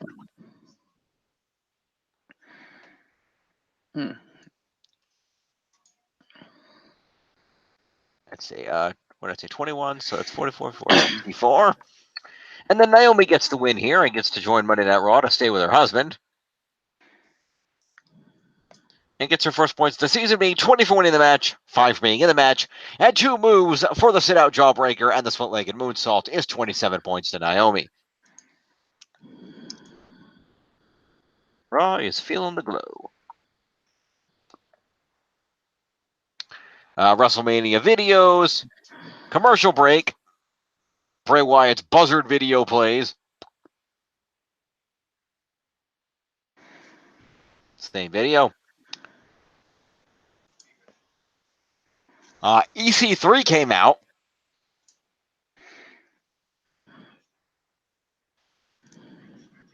Okay. And EC3 came out before the commercial, actually, was in the ring for what we're told was going to be his debut singles match here on Monday Night Raw. Except this was not a debut. This was EC3 has clearly pissed somebody off because this is, you're going to get fucking destroyed by Braun Strowman in what is not actually a match and just a beatdown. Oh, I was hoping Braun would get match points. Oh, well. No, Braun just came out and destroyed EC3. Okay, then. So EC3 pissed somebody off. More things change, the more things stay the same. Yeah, Braun got a big pop, came out, threw EC3 across the ring, threw him across the ring again, hit a splash in the corner, then threw him out of the ring, then ran over EC3 from behind, whipped him into an LED board on the stage, picked him up, and chokeslammed him through a table that was between the stage and the announce table.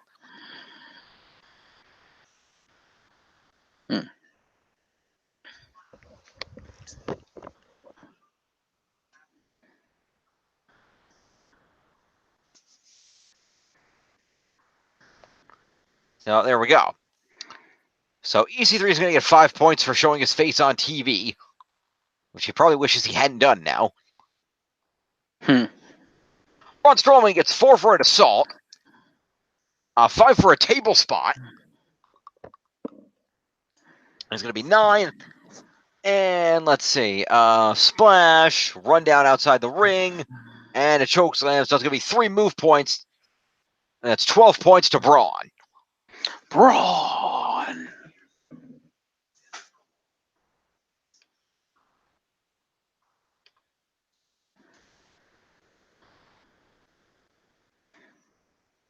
So, after we clean that up, Becky Two Belts comes out.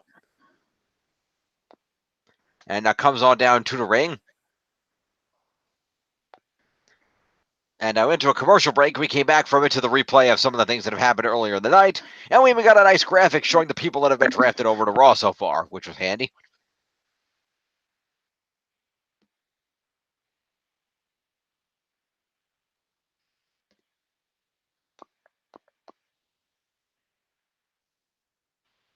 And after the commercial, we come back to a one-on-one match between Becky Lynch and Ruby Riott with the Riott Squad at ringside, which was not for either of Becky Lynch's titles.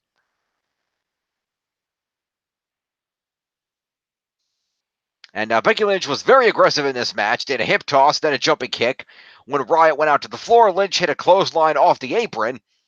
Back in the ring, Liv Morgan caused a distraction, and Riott hit Becky Lynch with an STO. But Becky countered this with an exploder suplex. When she went up to the ropes, however, Ruby Riott tripped her up and hit a backsplash off the ropes, got a 2 off it. She then went up top and jumped off, didn't connect with anything, didn't even come close to connecting with anything, which might have been a botch, I don't know. And Becky Lynch put her in an armbar. Morgan and Logan pulled Riott out of the ring, so she didn't fully lock in the armbar. So Lynch hit a cross body block on Morgan and Logan to take them out, and then proceeded to apply the disarm her to Ruby Riott to tap her out after about 5 minutes.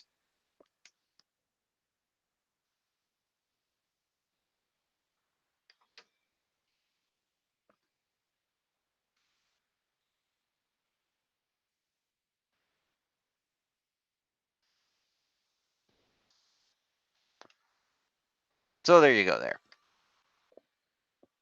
So yeah, I don't know if that was a botch on the part of Ruby Riott where she came off the top but didn't come close to hitting anything. I don't know.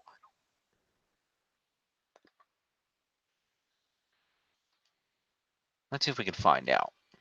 I was about to say, did it look like a botch? I'm going to check it out. Let's take a look.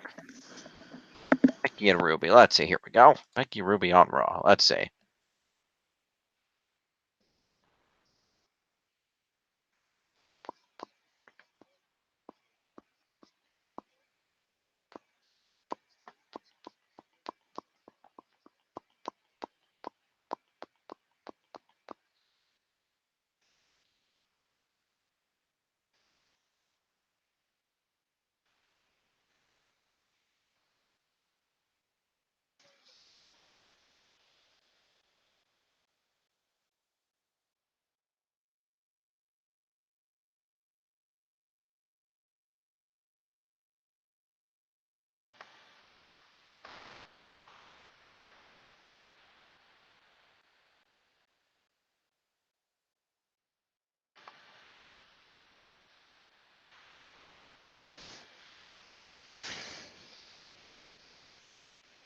Okay.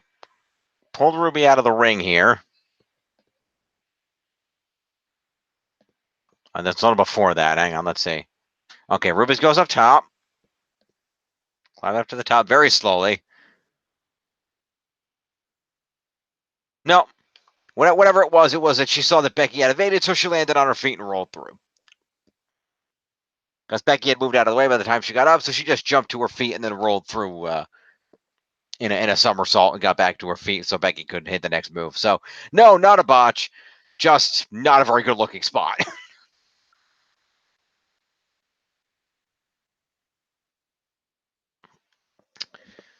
So that being said, also, Becky then beat the shit out of Sarah Logan and Liv Morgan after the match. And they each ate a Bexploder.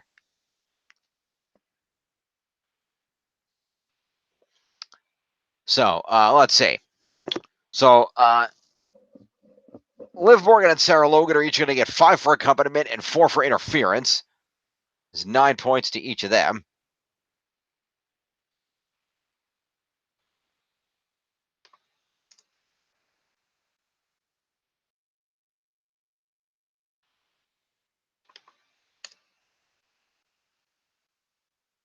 No, wait, let me get 9.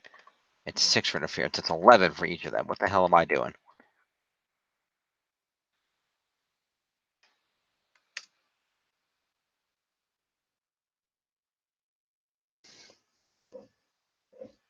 All right.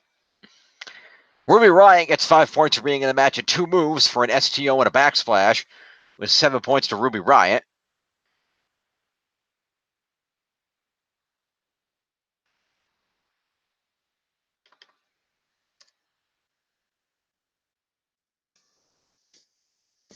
And, of course, Becky 2 belts.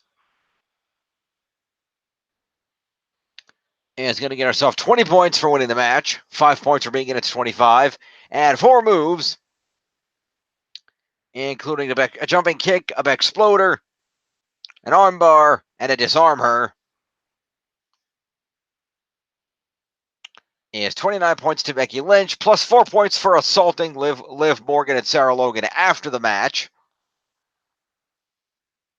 Is 33, and 2 moves for the 2 back exploders she hit on them, is 35 points to Becky 2 belts. Damn, son. That puts her at 55. Still not a spot in the top 10, though. No. All right, moving That's on. like the first match she's had since WrestleMania. True. Moving on. We got to the back where the heel team of Baron Corbin, Drew McIntyre, Bobby Lashley, and Lio Rush were interviewed by Charlie Caruso. And they said that they didn't really care about who Rollins and Reigns' partner is going to be tonight. And McIntyre says that he wanted to get his hands on Reigns, and Corbin says that they're going to run Reigns and Rollins right off Raw. And Lio Rush wondered who is even stupid enough to team up with them in the first place. So, promo to all the heels.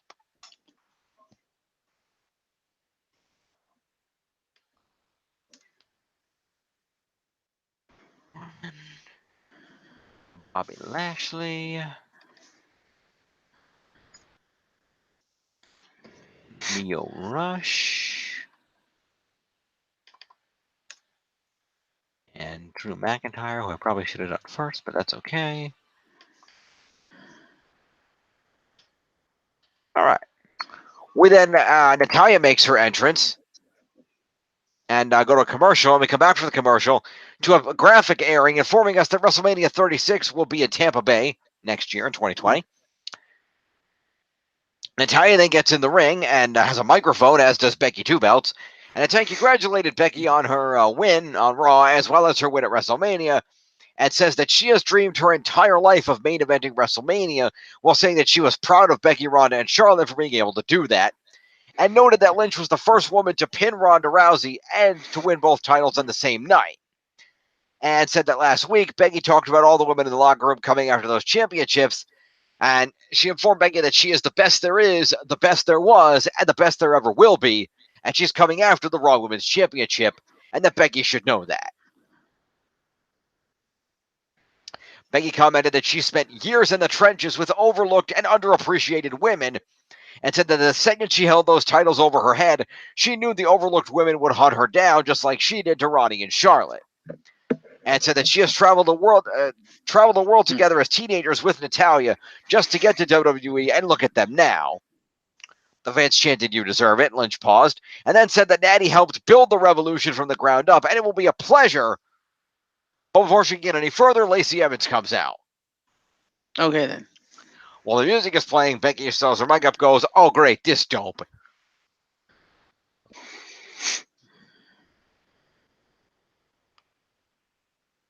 Lacey Evans makes her way in a dress, and comes on down to the ring, and she's actually it's fairly obvious that she's actually wearing ring gear underneath the dress. Mm-hmm. And she says that the Raw Women's Championship could never be around the waist of a has-been like Natalya. A lady knows how to get favor and influence to get what she wants, you see. And now that I'm officially on Raw, I want that Raw Women's Championship. And per the McMahon spoken to, I will face you, Natalya, in a match tonight, and the winner will get to face Becky Lynch for the Raw Women's Championship. Great. I just got fed to Lacey Evans. And Natalya, I will teach you the women's right. And I would wager that a lady could also teach the man a thing or two. Well, she actually cut a promo. Yep. Sassy Southern Belle. So it's a promo to Lacey Evans. So promo to all three ladies. Right, that's true. All right. Up to turn 11. And Natalya. It's 5. And Becky Two Belts gets another 5. By the way, when you mentioned Drew Mack, that just reminded me of something. Okay. I saw an interview with Ziggler just a couple days ago on Chris Van Vliet, the awesome interviewer. Go check out his YouTube channel. But actually, it was Ziggler interviewing him, but it was kind of a co-interview kind of thing. They were interviewing each other. But Ziggler actually mentioned and confirmed that he is in fact on vacation, so we don't know when he's coming back. He's just not going to come back anytime soon. He said because fucking Chris called him out on the WrestleMania bullshit where he showed up for the Battle Royal. Uh-huh. And he said, yeah, funny thing about that, when we did the interview and I told you I wasn't going to be showing up, I wasn't scheduled to show up. But they kind of called me on the day and said, can you show up? And he's like, well, because I had a previous engagement in town that same day or that same weekend, because I was in town. I was like, yeah, I can show up. So they literally asked him to show up literally at the last minute. Of course. And he said, if I hadn't been in town for a gig, I probably wouldn't have been able to show up because I wouldn't have been in town. Yeah. So, yeah, he's officially not on WWE roster at the moment. He is enjoying vacation. And by vacation, I mean working his ass off to keep making money because he's doing his comedy gig. Fair enough. But he is still under contract. Therefore, we'll leave him on the roster. Yeah. He's just not going to be around for a while. He's on vacation. Right. He's on summer break, basically. Right. So we then had a match between Natalya and Lacey Evans. Natalya started off with a discus clothesline and dumped Evans out of the ring. We went to a commercial break. We come back to Lacey Evans trash talking. Natalya attempts to apply a sharpshooter, but Lacey bails out to the floor. Natalya comes out and throws Lacey Evans back into the ring. They exchange some punches. Evans sent Natalya face first into a middle turnbuckle. We see that Becky Two Belts has retreated to the backstage area and is watching the match on a monitor. Lacey Evans applies a chin lock, then hits a knee drop to the arm of Natalya. She rolled up, slapped on another chin lock, and Natalya countered with a spinning clothesline. She then applied the sharpshooter, with Corey Graves noting, I wouldn't do that in Montreal. Okay. Get it? It's a screw job joke. Mm-hmm. Anyway, Lacey Evans crawled to the rope and broke the hole. Natalya tackled her into a barricade outside the ring, then threw some hard punches. Back in the ring, Evans connected with the woman's right, and then went off the middle ropes.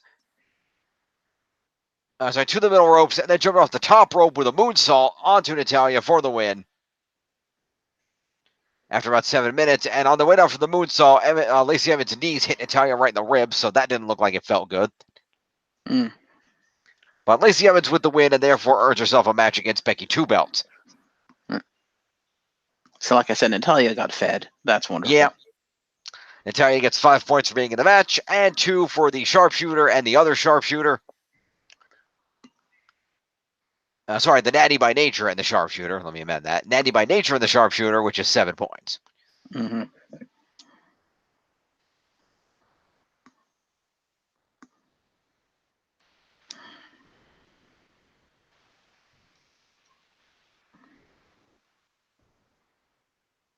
Right.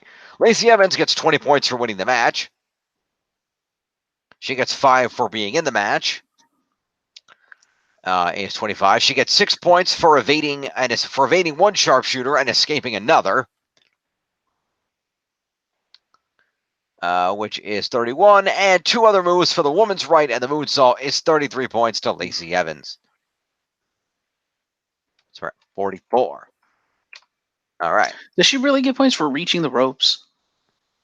That's escaping a submission hold. Yes, that's always been policy. Really? Because I've never given points for reaching the ropes. Oh no, that counts as an escaping a submission hold. That's always counted as a counter. Always. Oh, well then I've been fucking up the scores this entire time. Well, now you know, and knowing is half the battle. Indeed. Anyway, we cut to the back where Charlie Caruso knocks on the men's locker room door. And Seth Rollins and Roman Reigns come out and did not reveal who their partner is, but Rollins basically saying that this could be one or both their last nights on Raw, and they're going to make it a good one, and that they have a good partner for the match. So, promo to Rollins and Reigns. Who's your partner? You know who their partner is. I don't. Oh, okay.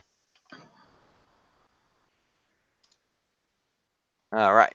So, we had a commercial break. We come out from the commercial break to a brand new creepy Bray Wyatt video. Okay. So that's it. So Bray Wyatt gets additional 5 because it's a different video Okay. They're still refusing to actually card him out, huh? so far. But they tend to do this. They build things up. Remember when he first debuted with the Wyatt family? They were showing those vignettes for like 2 months before they showed up. Yeah. Or for that matter, how about this? How many vignettes did they show for Brodus Clay before he came out because the Funkasaurus? This is true. But that was just ridiculous. But yeah, this one has a creepy doll that looks like Annabelle in it. Is he going to be the horror movie master? Is that his new gimmick? I don't know. But this promo showed a room full of creepy shit. Eventually, here I'll link this to you and you can watch it after we're done. Okay. I'll just paste this in there for now. Paste. You will paste it. I did. So, following all of that, replay of Braun Strowman destroying EC3. And Baron Corbin got a ridiculously long announcing entrance. Because that's his gimmick now, including Montreal's favorite son. Bobby Lashley then came out with Lio Rush by his side. Roman Reigns came out first for the face team, got a solid pop. Seth Rollins then got a massive ovation. Comes out with the Universal Championship. And their partner for the evening.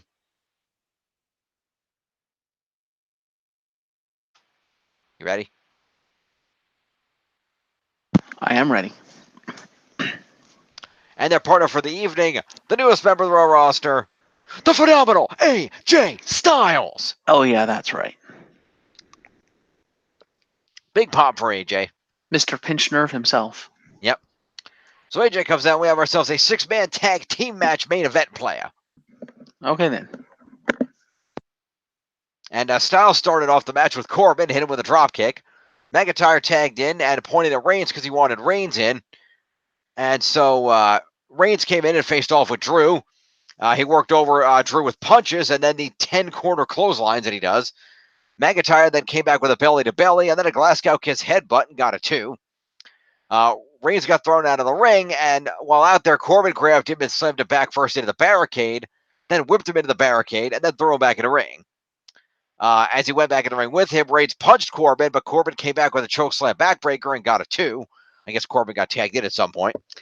Rollins got a hot tag after the commercial break and hit a sling blade, then a suicide dive to the floor, then a super kick to Baron Corbin, then a kick to the ribs.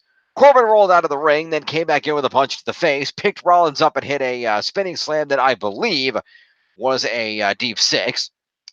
Rollins fought off a superplex and then hit a blockbuster off the turnbuckle. AJ got a hot tag against Lashley with a clothesline. Lashley sent Styles into the turnbuckle, but Styles countered with a boot to the face, a Pele kick on Lashley, a Pele kick on Corbin. McIntyre came into the ring and hit Styles with a Claymore kick and then a belly-to-belly suplex on Roman Reigns, sending him out of the ring. Rollins kicked McIntyre. Reigns sent McIntyre over the barricade into the crowd, hit Corbin with a drive-by. Lashley then hit a modified Dominator on Styles. Rollins came back in and hit Lashley with a stomp as he was getting up from this. Reigns then came in and hit Lashley with a spear, and Styles then followed up and hit Lashley with a phenomenal forearm and got the pinfall after 13 minutes. Congratulations, Lashley. You are now officially a joke. Which is why he's quitting the WWE. Is he now? Well, that's what they're saying, that he's going to quit when his contract is up. When is that? I think they said it was soon. I don't know. I don't know when his contract is up. But yeah, they're saying that people are speculating that Lashley's going to leave WWE soon. I can see it.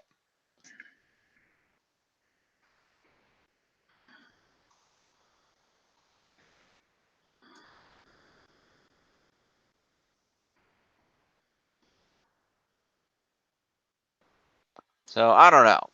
Maybe. We'll see. Plus, if he does, maybe Lio Rush will get to actually, wrestle cruiserweight matches.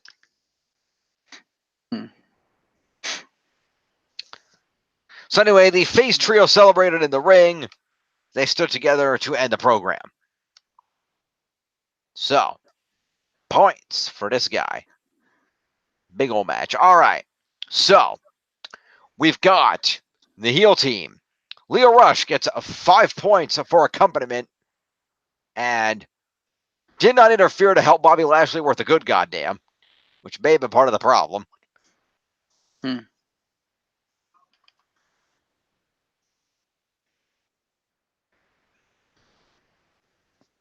Bobby Lashley himself is going to get... the base on this is 9, by the way. It's all 5 for being in a match and 4 for the main event. So Lashley gets 9 plus 1 move for the Modified Dominator is 10 points to Bobby Lashley.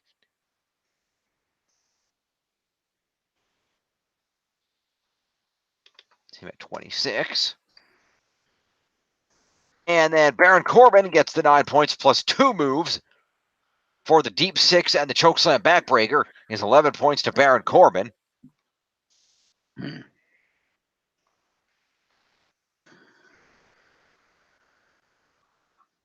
And then Drew McIntyre is going to get himself 9 points and 4 for moves, including a Claymore kick, a belly-to-belly, and another belly-to-belly, and a Glasgow Kiss headbutt. Is 13 points to Drew McIntyre. Okay. It's about 28.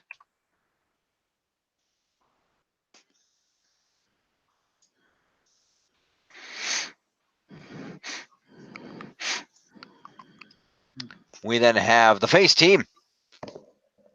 Roman Reigns gets the base of 9, 15 points for being on the winning team, and 3 for moves, including a drive-by, a spear, and the quarter clotheslines earlier in the match. Is 27 points to the big dog.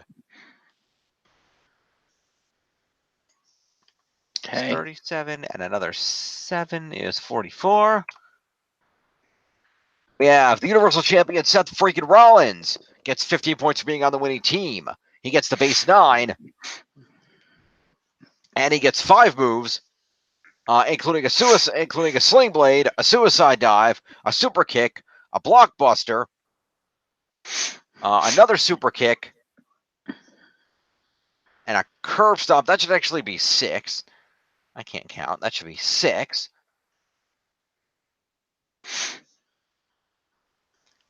So that gives Seth Rollins 30 points.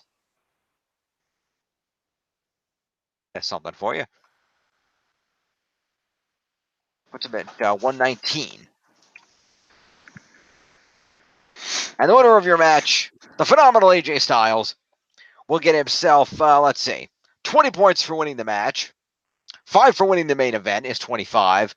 Base 9 is 34. And 4 moves, including a drop kick, 2 Pele kicks, and a phenomenal forearm, is a total of 38 points to AJ Styles. Welcome to the roster for the season, my friend. Mm.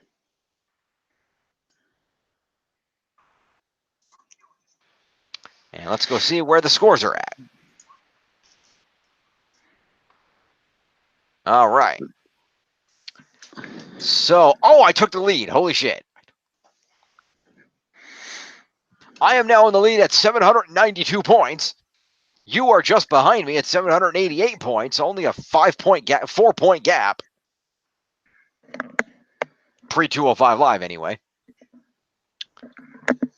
595 points for Tiff, who's in third. Reese is at 366 in fourth. Yeah, well, you had the main event, so. Well, you had Seth freaking Rollins. Yeah, but you got the win. That's true.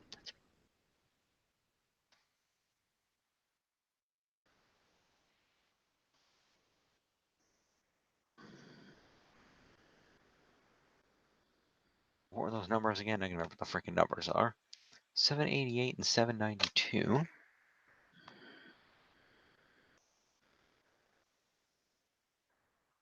And then Tiff is at 595.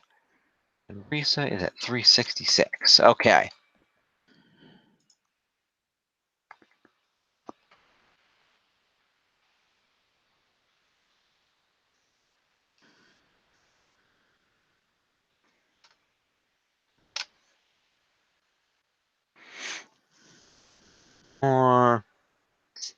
16.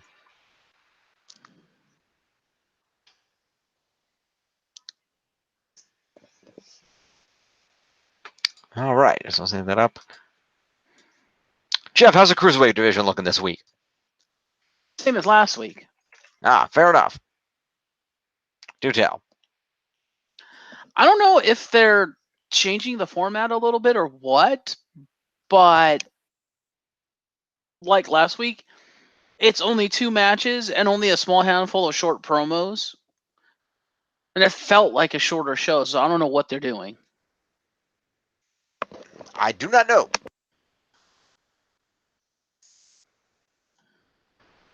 But anyway, so we open things up with a promo, I'm assuming in the back, of Tony Nese.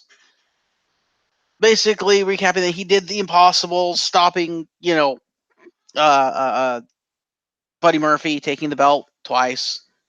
And he says that, he's a fighting champion and he wants to know who his next opponent's going to be, right? Who's coming for the belt. He was like, I guess we'll find out. So they kind of used him to open the show. So 5 points to Tony Nese. Okay. Did he mention I beat Buddy Murphy so hard that I threw him off my show? I don't remember. I don't think so. That would have been a good line. I did him so badly, he left this show. 782. Okay. And then we go out to our opening match of Arya Daivari versus Akira Tozawa versus Mike Kanellis with Maria versus Grand Metalik in a fatal 4-way. Hang on, run those again. Daivari, Tozawa, Kanellis, Metalik. Tozawa, Daivari. And I was going to say, I thought we all had one person in that match, but no, you don't have anybody in that match. No, I don't. That's okay. I have the entire main event. Yeah, but Tiff has 2 people in the match, and then Reese and I each have 1. Fair enough. How'd it go? So the Lucha House Party came out, cut a promo, and then they went away, and Metalik went down to the ring. Okay. And promo to Kalisto and Lindsay. Promo and accompaniment. Okay. 10 then. To Kalisto and Lindsay Dorado. Yep.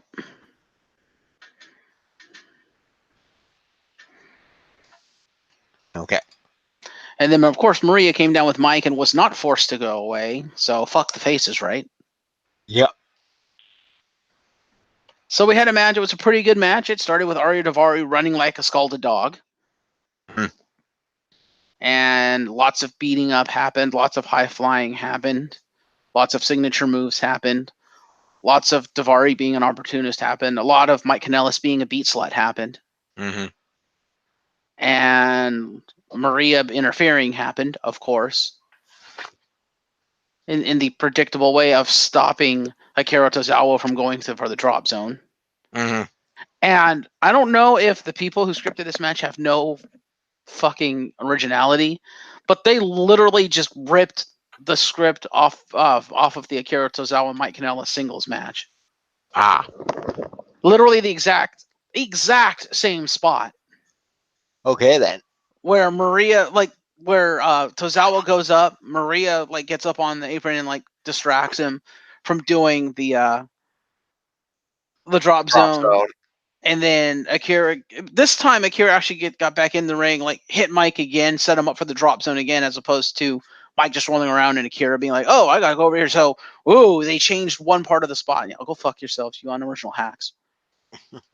So Akira sets him up, goes up for the drop zone, jumps off. Mike brings up the knees and counters it.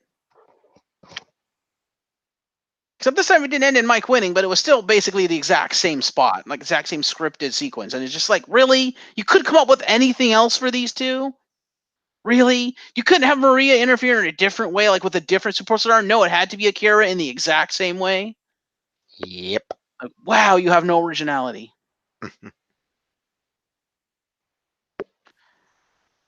And there was a really awesome moment where literally every superstar did an aerial move on the next superstar. It was just a round robin of aerial moves until Arya Daivari hit the Persian Lion splash. Got a 2 count.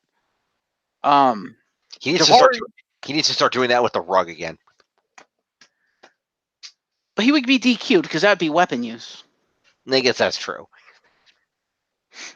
Like, I imagine if they do like a no DQ match, he'll probably pull out the rug. Fair enough. At least I would hope so. But yeah, Ariya Daivari ends up winning the match. Okay. I don't remember how, probably off the almighty roll-up, considering I don't have a finishing move listed for him. Okay. He only got a 2 off the Persian Lion Splash. Gotcha. And everyone is stunned. Yeah, I kind of remember him pulling it out of fucking nowhere. Okay. The win, so. That's fair.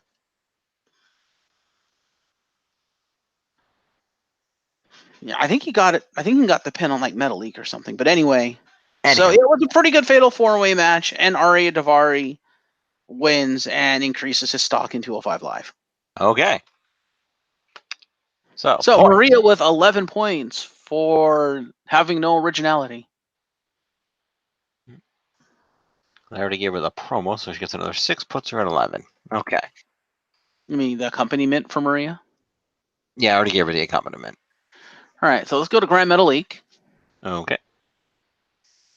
He gets 5 for the pre-match promo, Mm-hmm. 5 for being in the match, 3 for being in a specialty match, mm-hmm.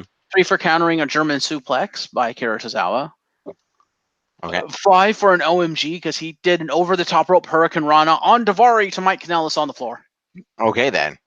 Yeah, he literally jumped over the top rope, and like spun around, grabbed Daivari, who was standing on the apron with his legs, and kind of flipped him into a Hurricane Rana, tossing him on to Mike Kanellis, who was standing on the floor. Nice. Yeah, I was like, holy shit. And 5 for moves for a total of 26 points to Grand Metal League. Okay. Like a plan. All right. I'm going to go over to Mike Kanellis. Okay. Who has 8 for being in the match, 3 for countering Tozawa's drop zone by putting up his knees. Mm-hmm. 5 for moves, total of 16 points to Mike Kanellis. Okay. Oh, I remember how Ariya won. Someone hit, I think it might have been Mike Kanellis, hit that rolling cutter, and then Ariya Daivari like jumped in and grabbed Mike, tossed him out the ring, and pinned Akira Tozawa or something like that. That sounds about right. Yeah. Anyway. Speaking of Akira Tozawa. Yes. 8 for being in the match, 12 for evasions and counters. Jesus. He's apparently the unhittable Akira Tozawa. Okay. Yeah, he avoided a super kick, countered a hammerlock lariat, a falcon arrow, and another super kick. Okay. And 8 for moves, total of 28 points to Akira Tozawa. Nice.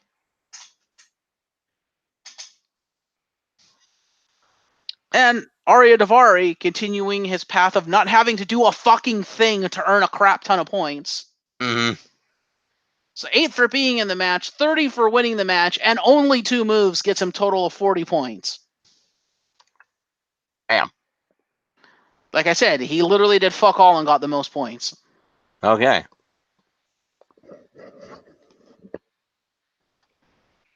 Next. I still had Ariya Daivari.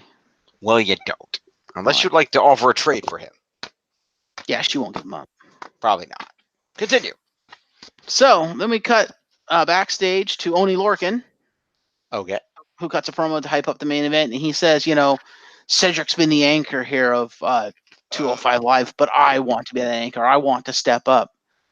He's like, but if I can't beat Cedric, then I'm not worthy of being that leader. So, 5 points to Oney Lorcan for a promo. All right.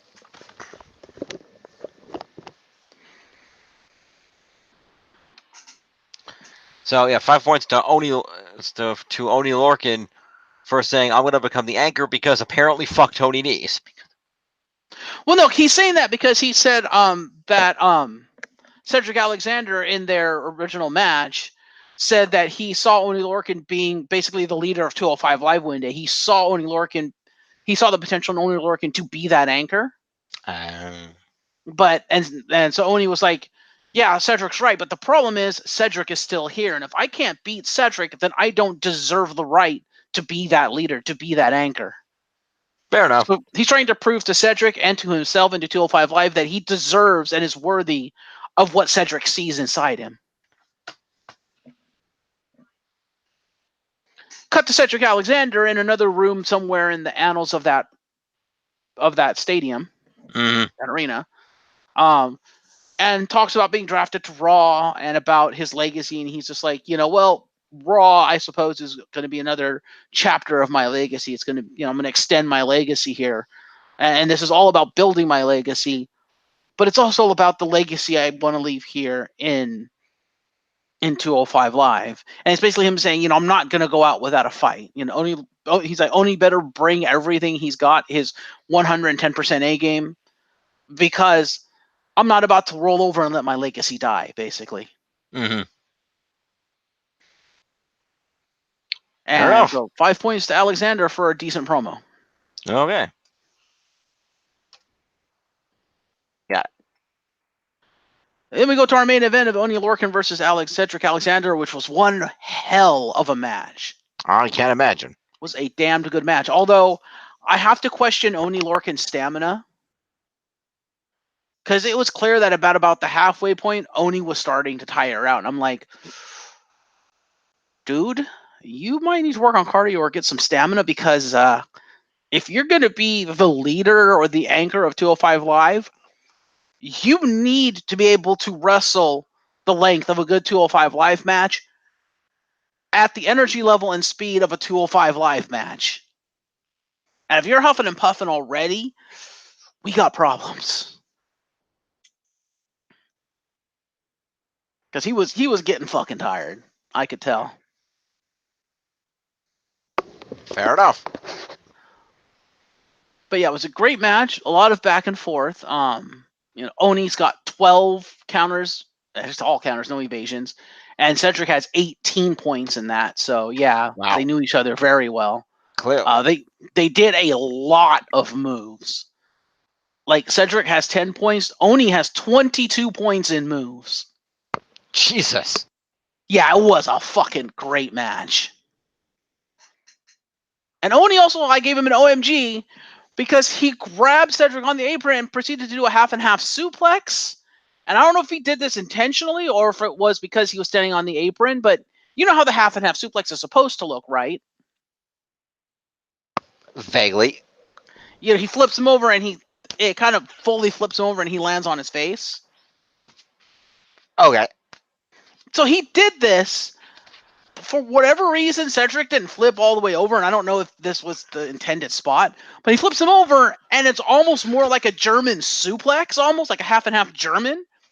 And fucking Cedric landed on the back of his neck on the apron. How? Yeah. I was like, oh my god. So I don't know if he fucked it up, or if that was the spot, or if it was intended to be, well, because he's on the apron, he couldn't get the full leverage he needed to do the full hoist. Yeah. So yeah, I give him an OMG for that. But that was kind of the end of the match, because he hits that, Cedric flops like a dead fish out onto the ground. He jumps down off the ground, picks up Cedric Alexander, tosses him back in the ring, slides back in, half and half again, 1, 2, 3. Okay. So yeah, it was a damned good match. Sounds like it. And then after the match, like Cedric was like leaning against the ropes and like pulling himself up, and Oni was just kind of staring him down. Mm-hmm. It's the kind of the, oh no, what's Oni gonna do here? And then after Cedric finally got back to his feet all the way, like the crowd was starting to chant "Thank you, Cedric," because it was his final match on 205 Live. And Oni just kind of nodded at him and then extended his hand. And Cedric, after a brief pause, kind of like, really? And then shook Oni Lorcan's hand. And they kind of embraced, and then Oni like kind of pointed at Cedric like, yep, you're the man. And then left and let Cedric have his final moment in 205 Live. Basically gave the ring to Cedric and walked up the ramp and left. Nice. So Oni Lorcan showing respect to Cedric, and makes me wonder, is he supposed to be a face? Seems like it.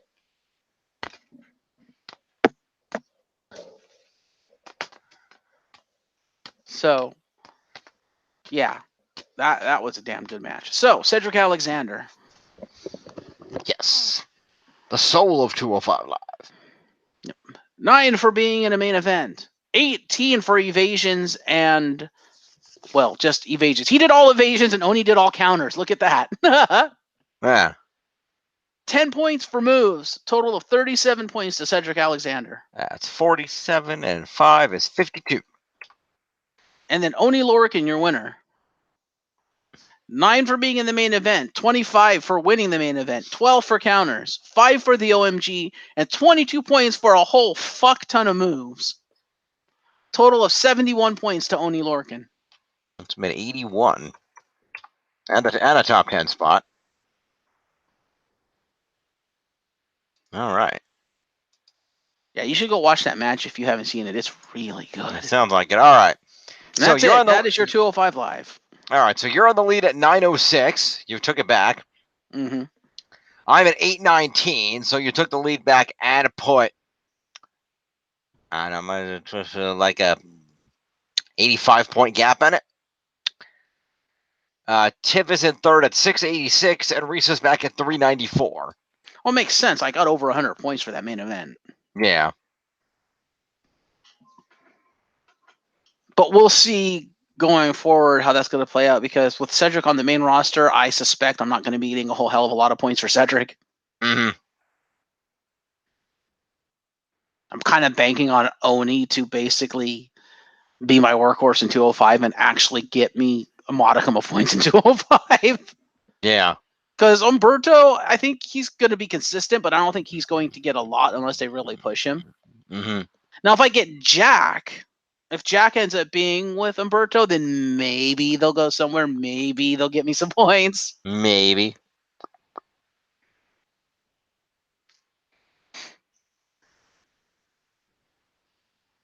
So there we go. Yeah, I know it was a little bit light for the shakeup this week, but I'm hoping that the Miz and Rey Mysterio start racking up some points there to help reinforce Risa's roster here.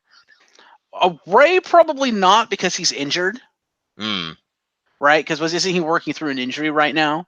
I don't know, might be. Which is why he's not doing a lot of stuff. The Miz probably will, especially considering they're going to keep pushing the Miz versus Shane thing, because I have a feeling it's going to end with the Miz beating Shane. So it might go to like Money in the Bank, and he might beat Shane at Money in the Bank. I can see that. And she has that entire feud, so Shane will be racking up points for her. Yeah, like I said, Charlotte didn't wrestle the week before, but Charlotte will start racking up some points somewhere along the way there. You know, Bayley's in a singles competitor now. She's getting something. Bobby Lash was a fucking joke, so that was kind of a bad draft pick, unfortunately. I think Elias is going to start racking up some points now that he's on SmackDown. Yeah, Elias will start getting some points, definitely. Finn Balor, I wouldn't be shocked if he starts opening an IC Open challenge each week. That would be a big boon to her. Yeah, Balor's the kind of guy to do that, especially on a new show where he wants to feel out the new competition. I think Gulak is going to start paying off, especially if they're splitting up that faction, because if he's going solo, he's probably going to start getting pushed. Right, so she's got a lot of possibility here, just a little less early on, but definitely a lot of potential to go places. Hopefully, like, Sin Cara comes back, but we haven't seen him in a while. But he did just sign a new multi-year deal, so... Yeah. So he just signed a multi-year extension, and AJ just signed a multi-year extension, so they're going nowhere. Right. Hopefully Sasha doesn't quit. Hopefully.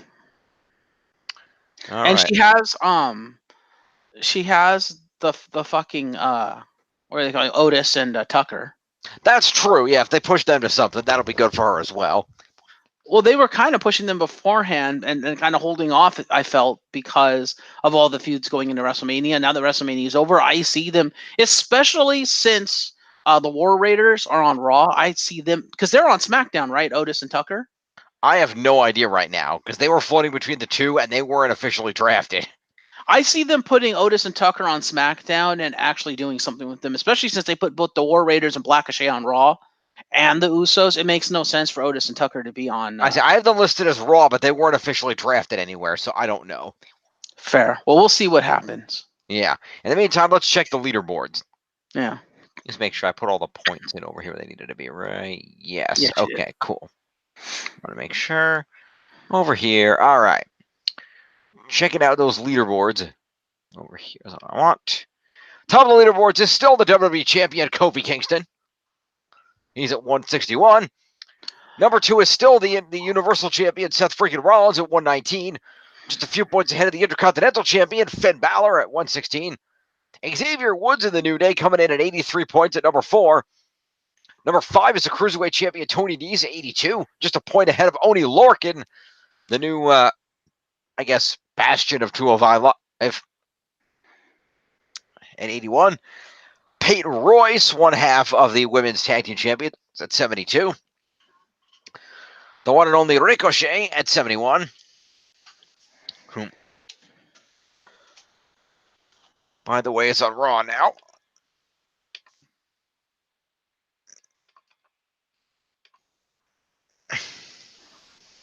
And followed up by Jeff Hardy, one half of the Smackdown Tag Champs at 68.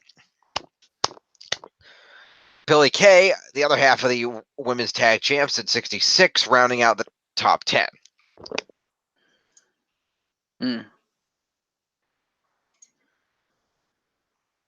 Interesting.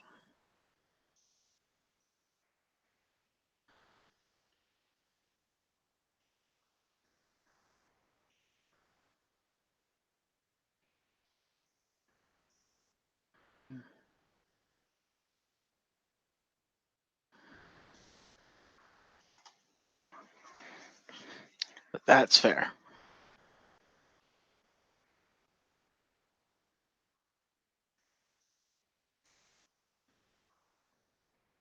Lou? Yeah, I'm here. Sorry, hiccups. Ah. Anyway, that has been the program, folks. We will see you fine people next week for another round of this. And do also stay tuned because we will be hosting a review of Avengers Endgame on May 5th. That will also double as the 8th anniversary celebration of the X-Pound. And you will see an assortment of X-Pounders from across the eras.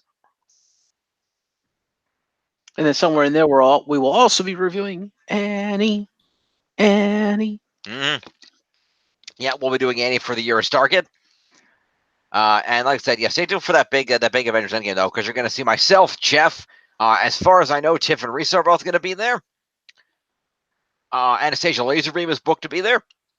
Oh, she agreed to do it? I spoke to her earlier today. She's in. Nice. As long as the date and time remain what we have it set, as of right now, that works. Richter Hammer will be returning to join us for at least part of the video. So that's going to be great. We may or may not have Simon. We're going to wait and see. And I'm going to extend invites out to QJ and Kage, so we'll see if they make an appearance.